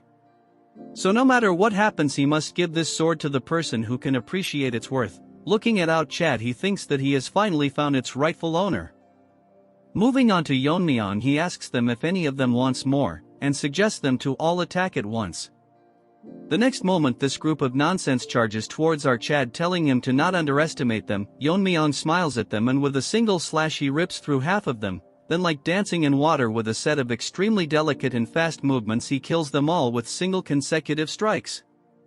Seeing this, Ginger has decides to turn back into a human. Shorty is also short of words. The girls are shocked and Mirio is getting tired from being surprised, and it's amusing that she was not aware when our Chad learned swordsmanship. In some other place where someone is walking with his two legs, this is the nonsense most narrators use to make the video unnecessary long. The person who is walking thought to himself that everything is going smoothly and effortlessly. This pizza face thinks to himself that the losers from the Black Death Alliance, bastards, is completely unaware that he is from the heavenly demon divine cult. By the way, he is the second son-in-law of Black Death Alliance Hyenso, Nam Jin Soon, but we will call him Pizza Face. Blood is so delusional that he thinks about how his son has the talent befitting the bloodline of the Yun family. This Pizza Face with no sauce is so proud that he thinks that among his peers there is no one who can match him. He clenches his fist in delusion, confident in his pimp son that in the Sichuan assembly, if he can showcase his amazing strength and get into the Black Death Alliance leadership, it will be the first step towards weakening their powers. What a joke! As he smiles, he thinks that by the time they realize what's happening, the demonic path will already have arrived in Sichuan. This Pizza Face is delusional like you guys. In case of you guys you dream about having a girlfriend. A one-armed ant breaks into his pipeless delusion. Pizza Face asks him isn't he one of the member of the Heavenly Moon Brigade who was supposed to guard his son. The one-handed ant tells him that his young master is being attacked by an unknown entity. Hearing this, Pizza Face starts melting, about to lose his mind. We now move on to our Chad, who is busy chopping these trash-like vegetables, showcasing his drip. Showing his cooking to the side characters, they are all dumbfounded, especially Mirio, as she thinks that who is going to take care of this mess. Wondering to herself that if she brought her sister she would have likely passed away for sure. She asks Yeon-myeong why he let one of them escape as he can bring in reinforcements, but Yeon-myeong tells her that he knew that already and purposely let him go. He points his sword towards Junior Pizza Face, telling her that an idiot like him who was not even aware of the demo cult, so there must be someone who hired those ants to protect him. Junior tells Yeon-myeong that he is misunderstanding and he is not from the demon cult, he does not even know who they are. Yeon-myeong stops his blabbering, telling him to shut up as soon he will figure everything out, when the guys are coming here right now. The side characters as always get shocked as a loud scream calls them out, outside Pizza Face has arrived with a colony of ants, warning whoever did this to release the hostage and he will spare his life. Making his Pizza Face a bit stretched, he warns them that if they don't comply he will rip them to shreds and feed it to the beasts. Bold word from a pizza. Yeon-myeong enters the scene with Junior Pizza Face and places his masterpiece pizza cutter on his neck, telling Senior Pizza what he can do about this. Shocking obsessed side characters are again shocked, thinking who the villain is right now, considering the way Yeon-myeong is behaving. Mirio the overthinker thinks that their number is way too much. Just a question, was she not aware that during the test Yeon-myeong slayed over 300 martial artists anyway? She stares at Yeon-myeong, thinking what his plan might be. Pizza Face barks at Yeon-myeong, telling him how dare he, messing with them without knowing their powers. Yeon-myeong tells Pizza Face that he is from the demon cult. He can sense the sinister energy coming from him, which is the impure demonic energy. Yeon-myeong has figured out that he has hidden his identity and come to Sichuan to stir up trouble. He activates his heaven obliterating eye, telling him that the Black Death Alliance most likely is not aware of this, because they won't let it slide if they found this out. Hearing this, Pizza Face starts melting as if he is put in an oven, thinking to himself how Yeon-myeong recognized the suppressed demonic energy. What's more surprising is the fact that our Chad is unharmed after facing the Heavenly Ant Brigade. Pizza Face clenches his teeth, thinking that Yeon-myeong is very dangerous, so he uses the name of his family and commands the Heavenly Moon Brigade to use the reverse blood demonic technique. Hearing this, Mirio and family get shocked. They are going to suffer from trauma by how many times they got shocked. She tells them that the reverse blood demonic technique, it is the technique the Heavenly Brilliance pervert used when he invaded the Tang family. The ant starts burning in fury, looking like carrots. Hearing the family name, Yeon-myeong asks him if they are related to Heavenly Pervert. Pizza Face tells him if that's all he has to say before he dies, I can guarantee the next scene is one of the most badass scenes in Manhwa, almost close to Northern Blade actions. Yeon-myeong tells him that he has no personal grudge against him, but his family destroyed something that's his. Hearing this, Pizza Face has evolved to Pizza Turd, laughing and telling our Chad that his brother has destroyed everything, the Jaegal family, the Myeong family and even the Tang family. Hearing this, Mirio gets angry, ready to her killed and be a burden, but Yeon-myeong stops her, because if they intervene they will only end up getting themselves killed. So right now they have no choice but to trust our Chad. Pizza Face orders Evolved Chicken Wings Army to kill our Chad. Snakey manifests himself, telling Yeon-myeong that they look pretty fired up and if he has any plan. Yeon-myeong activates protagonist's Riz. Just wait for the next scene. He gets into position and says the word eliminate, swing his sword and the entire world becomes colorless as the army charges him. What a masterpieces! In the next moment the world is painted red and every single one of gets sliced in half except Pizza Face. The side characters does their regular drill, becoming shocked, staring at the painting our Chad drew with blood. Moving on to Pizza Face, he thinks this is impossible when all 70 of the ants were using the reverse blood demonic technique. Even a master at the peak realm would not be this overwhelmingly strong. This is just like what happened at the cult. In a flashback, when Pizza Face was still uncooked, he witnessed the left guardian of the demon cult and the right guardian of the demonic cult beaten to pulp, and this concluded the invitation ceremony of the vice leader of the Heavenly Demon Church. The victor was the Heavenly Pervert. Bro thinks he has Riz that he never wears clothes, lifeless noob with a pea-sized machine. His brother, whose martial prowess which overwhelmed the left and right guardian at their peaks, the overwhelming pressure he is feeling is one that he has not felt from anyone since that day. The overpowering aura is excluded from our mangacap, my son Yeon-myeong. For the first time I have seen a sensible one-chapter character, getting on the ground telling Yeon-myeong to spare him. He changes his prospect and tells him that he will give up his life so he should just spare his son. He is not aware what grudge he has against his family, but the Junior Pizza is different from him, an ordinary kid who doesn't even know what he is involved in. Yeon-myeong with a cold voice tells him that if he really is ordinary. Telling him that this trash tried to kill a blacksmith just because he didn't give him a good sword. The trash tried to bark, but enough screen time of this dandies as Yeon-myeong silences him for good. Right before the eyes of the Pizza Face, now he is evolving into something I cannot describe. Yeon-myeong asks him if he is angry, but the families of the people they have killed must have felt the same. So Yeon-myeong doesn't feel sorry for him, so he has no intention of sparing anything related to the heavenly demon cult. Pizza Face has turned into Pizza Turd, as from his eyes our Chad finishes him off. We then move on to the next scene inside the shop, where Yeon-myeong is kinda in a tough spot because the blacksmith just gives him the sword, and as always the dup is shocked. Shorty tells him that he weren't here, he would probably be dead, so he should consider this sword as a payment. He gets emotional, telling Yeon-myeong that his master wanted a rightful owner for this sword, so he should be satisfied even if it is given away. Yeon-myeong is getting shy and the two reacting puppies are cheering him, congratulating him. Yeon-myeong decides to take the sword. Just look at that troll's face, he tells Shorty to give him a scabbard because of how flashy the sword is. Snakey manifests himself, thinking that Yeon-myeong is much more impressive than he thought, for a Tang family member to use a sword like that. If anyone called him the Sword King, when Yeon-myeong grows up he will undoubtedly be the strongest martial artist in the world. A huge crowd has formed a line in front of a huge gate. One the nobodies tells his friend to look at the direction he is pointed. He actually pointed towards our Chad, telling if he saw someone like him among the successors of the Sichuan sect. This turd assumes that both his guards are women, so he must be a womanizer. These retards are getting unnecessary screen time, as the first nobody tells his friend that the Sichuan assembly is a major event, so what's the point of him coming here if he is going to act like this? Second nobody assumes that our Chad's martial skills are trash. Why are we wasting time on this brainless ants again? What they are worried about is that the women are all going crazy and the first loser thinks that he has already lost even before fighting. Our Chad has such good looks that even the judges think to themselves that they have seen many young martial artists, but none of them can match our Chad when it comes to looks. One of them asks our boy which clan or sect he is from. Hearing the name the Tang clan, they both gets nervous and shocked as our Chad intercedes himself as Tang Yeon-myeong, the young master of the Sichuan Tang family. We now move on to some other place where the half-naked turd that is set on killing our Chad. She is informed that Yeon-myeong has registered his name on the participant list early this morning, and then he went straight to his quarters.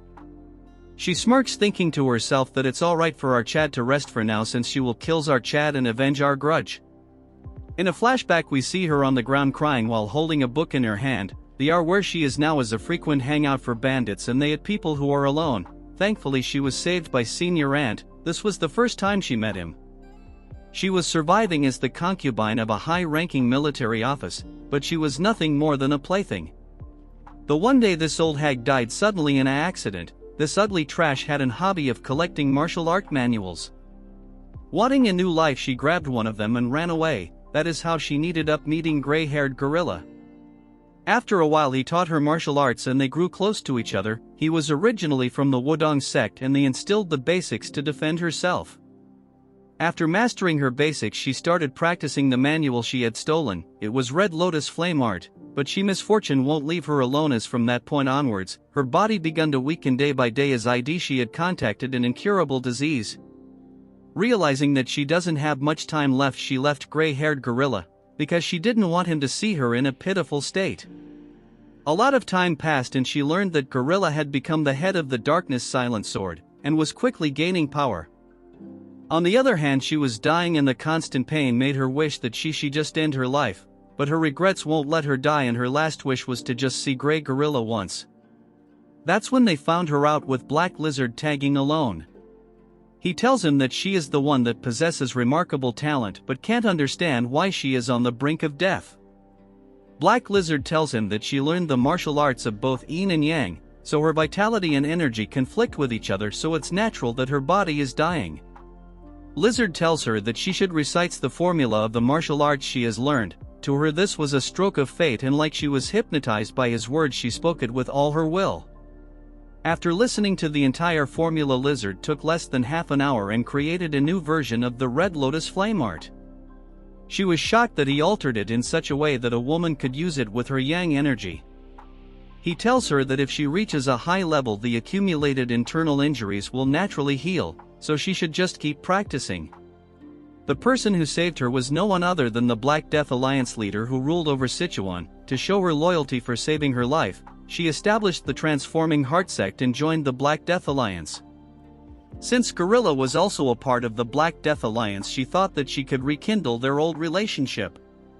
He clearly rejected her, telling her that he found her because of her talent and not for any other reason, so she shouldn't get caught in old feeling anymore.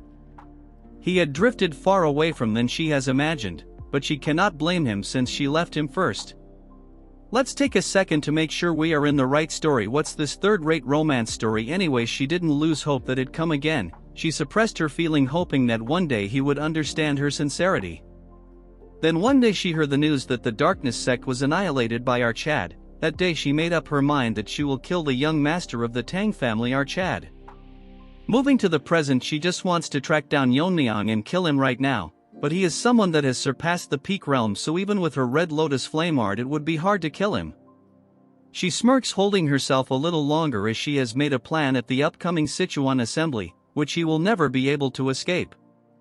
She falls on her bed, making an ugly face, waiting for the destruction of Archad. Her story was sad, but now she can die since she has half the chapter for herself. We move on to another manor where Archad is meditating. While he was doing so, Snaky manifests himself. He thinks that Yeon-myeong is a monster. He has been disrupting his mental training for over an hour, but he didn't even move an inch. It is hard to believe that it is the focus of a kid. He would believe that if it was an old master who had rejuvenated. He cannot figure out what exactly he is doing. In his mind realm, he is currently facing his master in a one-on-one duel. They both get ready to attack, positioning their sword into a similar stance. They both attack at the same time using the skill Eliminates as a huge explosion occurs because of their class of swords. As the bright light fades away, they are both unmatched until Yeon-myeong gets split in half. Yeon-myeong expected this, that it is impossible to full manifest the Eliminate technique with the green heart poison technique. Even though he cut down 70 people with the Eliminate technique, it was only a degraded version that couldn't display even half of its powers. If it was in its full powers, it would have split the entire area in half. In his past life he used a mental technique called the Destructive Force.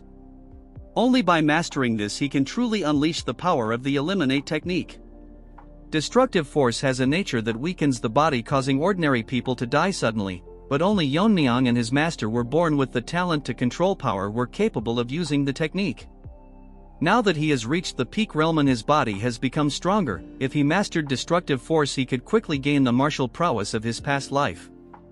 Yeon-myeong wonders to himself that he has become too attached to the sword, making him question this. Although the technique is degraded, he still managed to manifest the essence of Eliminate with his current strength. The reason that it is so weak is because the current mental technique doesn't align with his swordsmanship.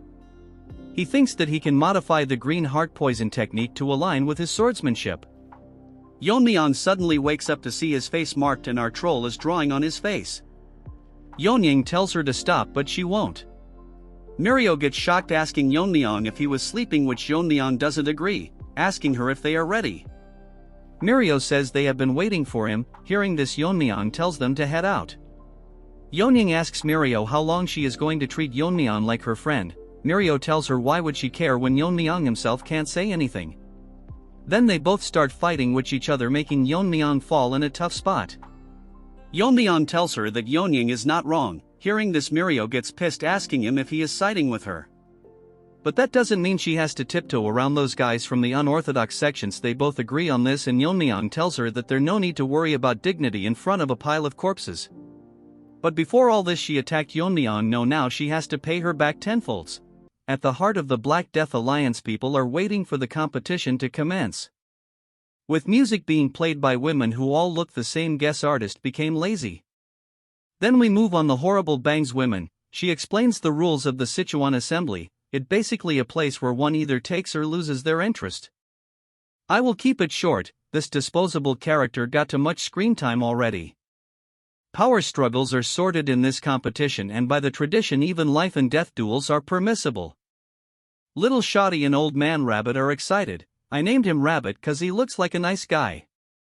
The stakes are all written in a contract that's sealed and the winner will claim it. These rights are granted for 5 years, and anyone challenges the outcome, the main sect will validate the results. If someone were to break the rules, it will be considered an insult to the alliance. As such, they will pay an appropriate price. Hearing this, the nobodies get shocked. The author should give these disposables less screen time. we have yet to see our Chad. She concludes the explanation and then tells everyone that in this year's assembly they are being graced by the distinguished swordsman, who is the sword of the 9 rings, our branch-eating rabbit. Hearing this, everyone is shocked, and nobody spouts out that the sword of the 9 rings is one of the 6 grand masters of the evil path, which is the strongest force in the Black Death Alliance.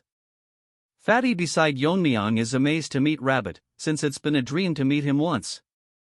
We now move on to our main Chad. What surprises Yeon-myeong is that Rabbit has reached the Fire Realm. Rabbit introduces himself and tells them that he has come to the assembly with the leader's daughter Yeon-hui. He expects to see good performance from all of them, as such horrible bangs announces that Rabbit will oversee every life and death duels. If there is anyone that seeks a life and death permission, they must first ask for the master's permission. As she was about to end the speech and nobody raises his hand, asking for Rabbit's permission, challenging our mangacap to a duel.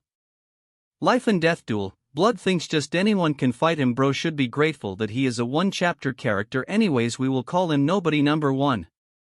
He is the son of that gray-haired gorilla, from his appearance and that he is carrying 2 swords. Rabbit figure out that he is from the Great Darkness Silent Sword sect. Rabbit thinks to himself that it is probably revenge that he is after, but it would be difficult since he heard that Yeon-myeong is the one who defeated gray-haired gorilla, who was quite strong in the alliance. Nobody Number 1 greets Rabbit as the successor of the Darkness Silent Sword sect. He wants to avenge his father, who was killed by the young family head of the Tang clan. Hearing this nonsense, Mirio gets pissed because since they were the ones to attack them first, Yinjiang tells her to keep quiet or they will hear her. Since he is determined, Rabbit allows the duel and tells Yeon-myeong to step on the stage. They both get onto the stage in the same time, and as they come face to face to kill one another, it is now confirmed that he is 1-chapter character. While everyone looks at Yeon-myeong, instead of talking about his skills and strength, all the women are bothered about his looks, including the clan leader's daughter. Rabbit, seeing her reaction, thinks that she is practically glowing with excitement. He thinks that it will be quite a disappointment if Yeon-myeong loses the duel. Blood must realize that even without plot armor he can one-shot him. He states that no one except the combatants, their guards or attendants, can interfere in the life and death duel. Moreover, there are no restrictions on attack methods and they are free to ignore the opponent's surrender since it is a life and death duel, asking both of them if they are ready. Lifeless Nobody and our Chad agree to the conditions. Since they both represent their sex, they are permitted to have their guards and attendants present. Rabbit asks Yeon-myeong if he will not bring his. Yeon-myeong with his straight face tells him that he bought a guards but instructed them to not interfere, because it's whether 1 person or 3 it won't change the outcome. Hearing this, Nobody Number 1, Number 2 and 3 all get pissed. They are uglier than by dog's feet. Hearing this, Rabbit finds it quite bold as he announces the fight to start. All 3 nobodies take out their sword but Yeon-myeong remains unfazed. With some gestures, Nobody 1 instructs his lackeys. They pretend to be some copy character of Black Myth Wukong, since these retards looks like monkeys. The sword energy they were excluding makes everyone shocked, because it is the signature dark sword energy of the Great Silent Sword Sex Master. As Trash gets ready, Nobles 1 and 2 charge towards our Chad with their ugly face. His plan is that his men will grab his attention, and the moment he finds an opening he plans to tear our Chad Yeon-myeong with his trash martial art technique. But he gets shocked for some reason, because instead of attacking our Chad, they both crash to the ground, silencing everyone as they stare at what has happened, including the Rabbit and horrible bangs. They can't figure out what happened and why they collapsed, until they notice that they got feathered needles stuck in their necks. Rabbit is surprised because the needles were so fast that it was hard even for him to see. Yeon-myeong opens his mouth for the 2nd time in this video and asks him how long he is going to stay in a stance since he is getting bored. Hearing this, Nobody Number 1 gets so pissed that he tells Yeon-myeong that he is going to kill him. He pushes his feet forward and charges so fast that the ground breaks, charging with 2 swords ready to one-shot our Chad. As he slashes, his sword disappears, shocking the disposable character. He notices that Yeon-myeong is standing behind him, telling him that among the people who attacked the Tang clan during the competition, there were 2 people who used sword energies like him. Yeon-myeong injects a needle on high and tells him that one of them was his father, the previous head, and the other was the spy. But compared to them, he falls far short of either of them. Hearing this, he starts crying as rage boils inside him. Don't tell me he is going to turn Super Saiyan Broly.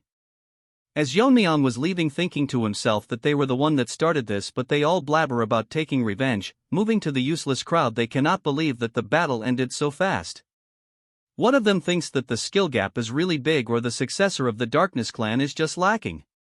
Nobody is enraged, not because he cannot avenge his father, because he is weaker than his stepbrother. If you can't remember him, watch the compilation video, because even I cannot. That's when an ant shouts that the battle is not over, as nobody's sword turns pitch black and he launches a final attack on Yeon-myeong. This surprises our Chad, and nobody will prove that he is better than his stepbrother and survive one more chapter. But Yeon-myeong breaks his bubble as he grabs onto the sword with his bare hands, shocking the nobody who wanted a bit more screen time. With his fist he shatters the sword into pieces, shocking Rabbit and his niece with the ugly bangs about to cry. The same goes for the crowd, but this time the duo of retards are not, because they saw this way too much. As such, the nobody could not survive even this chapter and dies. Rest in peace, you will not be remembered. Yeon-myeong intended to take it easy on him, but it surprised him that even after being hit by his poison needle, that numbs hearing and paralyzes the body, and exhibits such a skill while facing his death. Rabbit attracts Yeon-myeong's attention as he finds it remarkable that our Chad showed him a blade technique at a crucial time like this.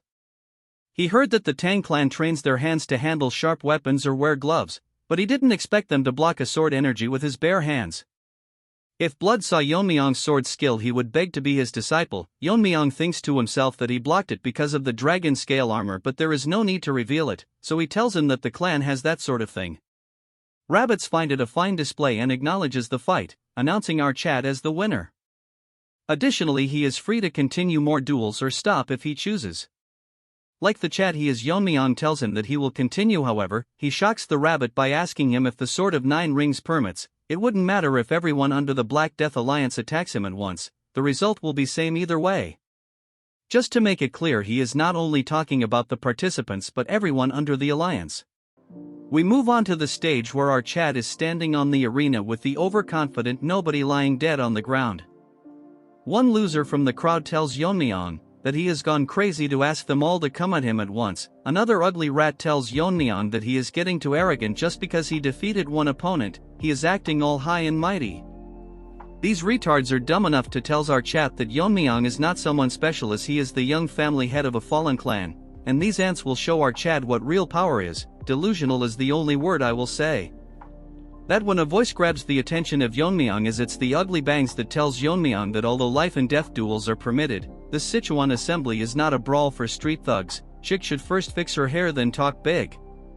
She says how this is an official event where representatives of each sect showcase their martial skills. So as the organizers of this year's assembly, they cannot allow Yeon-myeong to ignore the rules and act on his own whims. Just how did this one chapter character survive at least 4 to 5 chapters? Rabbit intervenes, telling her that there is no need to be this strict, as he is curious to see how far our bold Yeon-myeong can go, but considering the spirit of the Sichuan assembly, if things were to go south he will step in to stop it. Since she cannot disobey her superiors, she make a face as if she will break her teeth, as announces that since the Grand Master allows it she will not say anything.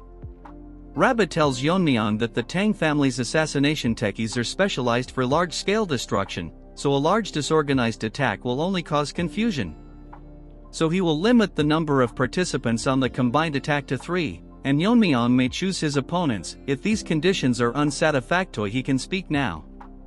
Yeon-myeong with a smirk turns around and with a confident face turns around to tell Rabbit that he accepts all his terms. A few moments later, Rabbit is shocked. Blood went from a Chad to a cat. He made the wrong judgment because he thought that after facing Yeon-myeong for a few rounds, the participants would figure out how to counter his feathered needles and gradually break through the assassination techniques, giving them a chance to win. But it was all a dream, as in less than an hour over half of the turd participants lost their lives. What's surprising to him is that Yeon-myeong only used his feathered needles and the blade catching technique, yet none of the challengers could even put up a fight. He is now concerned because, judging by Yeon-myeong's internal energy, she should not be so strong, but he cannot understand how there is such an overwhelming skill difference. At the current rate, the entire Sichuan assembly will be jeopardized, as the remaining participants are quitting, running away with their lives. That's when another one-chapter character gets introduced, as everyone is running this trash stands as if he is some overpowered protagonist. entering the arena with a loud stomp that shatters the ground, garnering the attention of the running participants as well as Rabbit and the two trolls. The is from the Rising Phoenix sect and challenges our Chad. He tells the others that there is no need for the others to step in, as his guards and he himself is enough for Yeon-myeong, big talks coming out from a mummy. He mocks Yeon-myeong by telling him that his little whining streak ends, whatever his name is we will call him Banana Peel. Rabbit is impressed that instead of running away like the others he is stepping up to challenge our Chad, which was expected from the Rising Phoenix sect. Rabbit asks Yeon-myeong if he has any objection or he wants to continue the life and death duel. Yeon-myeong says that he has none but thinks to himself that this Banana Peel has a very unusual body that even in his past life he never saw something like this. Since Yeon-myeong accepted the terms the life and death battle will continue. Without wasting any time Yeon-myeong throws his needles at super fast speed, the two frog-like guards uses their body to block the needles. Yeon-myeong notices that instead of dying, the needles break after colliding with their body. Senior troll Mirio gets shocked that the feathered needles bounced off, that when Yeonjeong notices that their skin has dried and cracked like a tree bark. Disgusting to think they copied one of my favorite character Groot into a third-rate villain. Rabbit thinks to himself that the withered tree divine art causes the practitioner's body to wither like an old tree, in exchange their skin becomes as hard as a bark and tough enough to withstand even sword energy. Additionally their muscles and bones denser increasing their strength, so now according to the Rabbit our Chad might be in trouble. As the Banana Peel tried to strike our Chad in less than a second dodges his attack and gets behind him, his movement was so fast that for a second even the Rabbit couldn't keep up with his movements. He wonders if Yeon-myeong really mastered a high-level movement technique. As for Yeon-myeong he is behind one of the lackeys ready to strike with a needle in his hand. Our Chad shoves the needle right into his head, because of it being soaked with poison.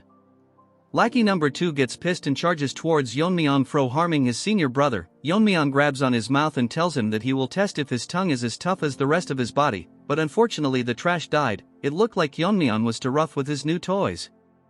Yeon-myeong notices that a fist was aimed towards him, but in a millisecond he dodges the attacks, surprising Banana Peel. This time Yeon-myeong uses his internal energy to launch a palm attack. Using internal energy Yeon-myeong wanted to break his body but his hand fended off. The trash tired to attack Yeon-myeong but instead our Chad grabs him by the neck. With a smile on his face he says that he will give him brownie points for his body being tough. But if that's all he had to show he must have been delusional to think that he could beat our Chad just relying on his tough skin. It's as if our Chad is mocking him telling him that he has nothing else to show him. Surprisingly the retard starts laughing telling Yeon-myeong that he must be dumb to think that toughness is the only thing he has. He has been waiting for a moment when our Chad would get hold of him. Yeon-myeong remains quite not answering him. Banana Peel goes crazy as a green aura excludes from his body, telling Yeon-myeong that this is the true essence of the withered three divine art. In a flashback that we don't want to see his father explains to him the true power of the withered three divine art, but it cannot even be revealed to the word, and if he were to use it he must kill his opponent. Banana Peel thinks this is the right moment as he uses the ultimate move. As the aura starts surrounding our Chad, he barks about how he will absorb all his internal energy. Yeon-myeong sighs and tells him that he better stop what he is doing or else he will be doing something unusual. But the Banana Peel has lost its mind already. I feel bad for him. I mean Yeon-myeong has an almost infinite internal energy so blood is gonna explode. Start with another flashback where the father of Banana Peel was wandering to increase his powers. He encountered a potato in Tibet. The senior potato recognized junior potato's potential and taught him the martial arts known as the withered tree divine art. Although the technique's advanced form has been lost and was limited to external applications. This martial art was perfect for Junior Potato because he specialized in catching blades with his hands. However, this guy wanted true mastery and joined the Black Death Alliance. After Lizard looked through the martial arts, he figured out that the lost part was not very difficult since every martial arts name holds the essence of its technique. Moving to the present, the Banana Peel proudly states that the name wasn't simply given because the body withers like a tree. It's because the dried-out outer shell and the internal energy are tied to the dantian-like roots, transforming the body into a true withered tree, allowing the user to absorb the opponent's energy like a tree drawing water from earth. He laughs like me when I make a viral video warning Yeon-myeong that he will drain him dry. That's when this ant notices something weird. nothing seems to happening to our chat at all, making him question himself how this is possible. All of a sudden he notices that his arms is melting, making him wonder what's going on his arm. This ant starts crying, asking Yeon-myeong what he did to his body, as Yeon-myeong look at him with a big smile on his face. Another flashback occurs. This one is important.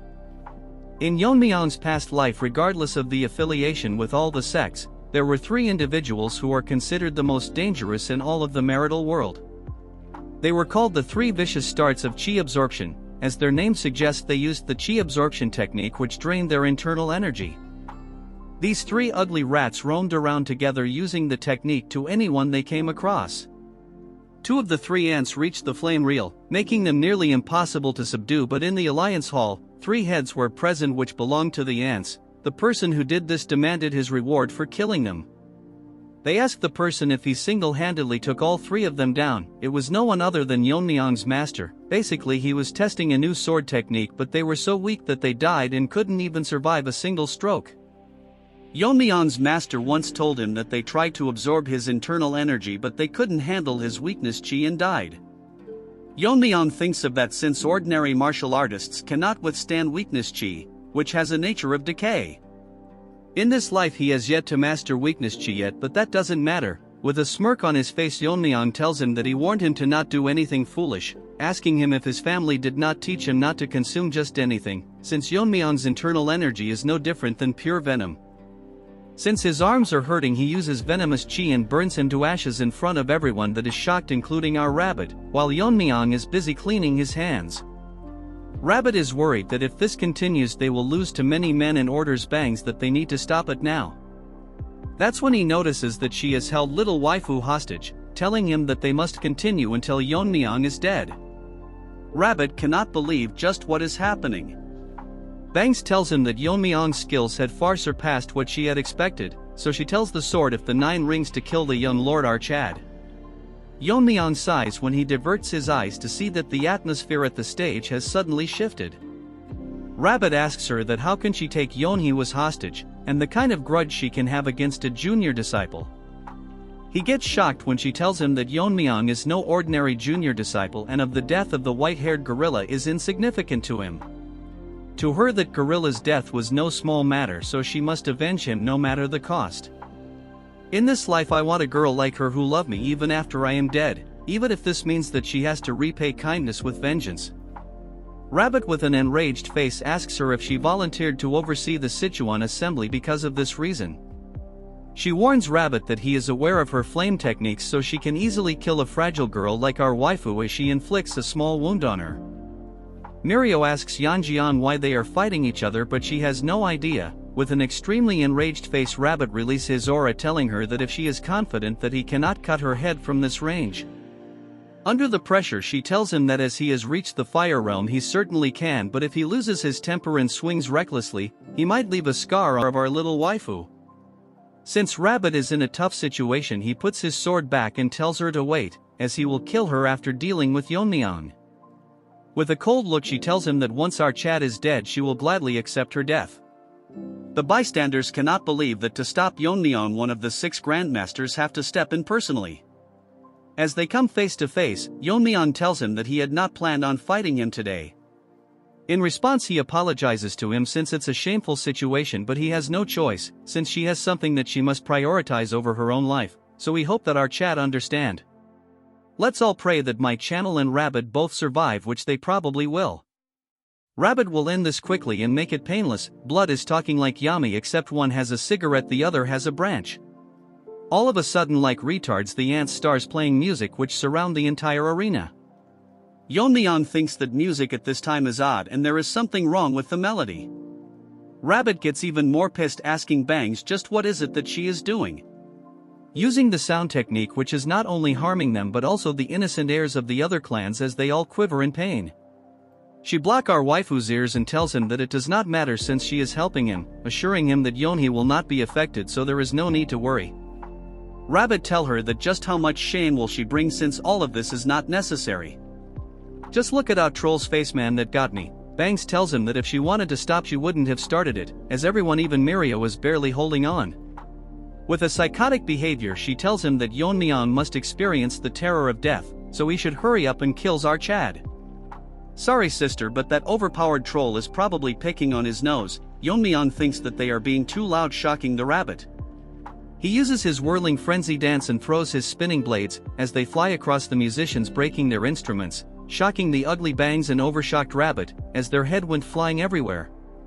While Yeon-myeong calmly collects his rings, dude need to stop his ultra instinct like Riz. While they were still as shocked at what just happened, Yeon-myeong asks him that he has taken care of the annoying sound, so he should finish what he started. Blood has got tear look even when he is speaking. This is it for this part. Make sure to check out my backup channel and comment down how the video was.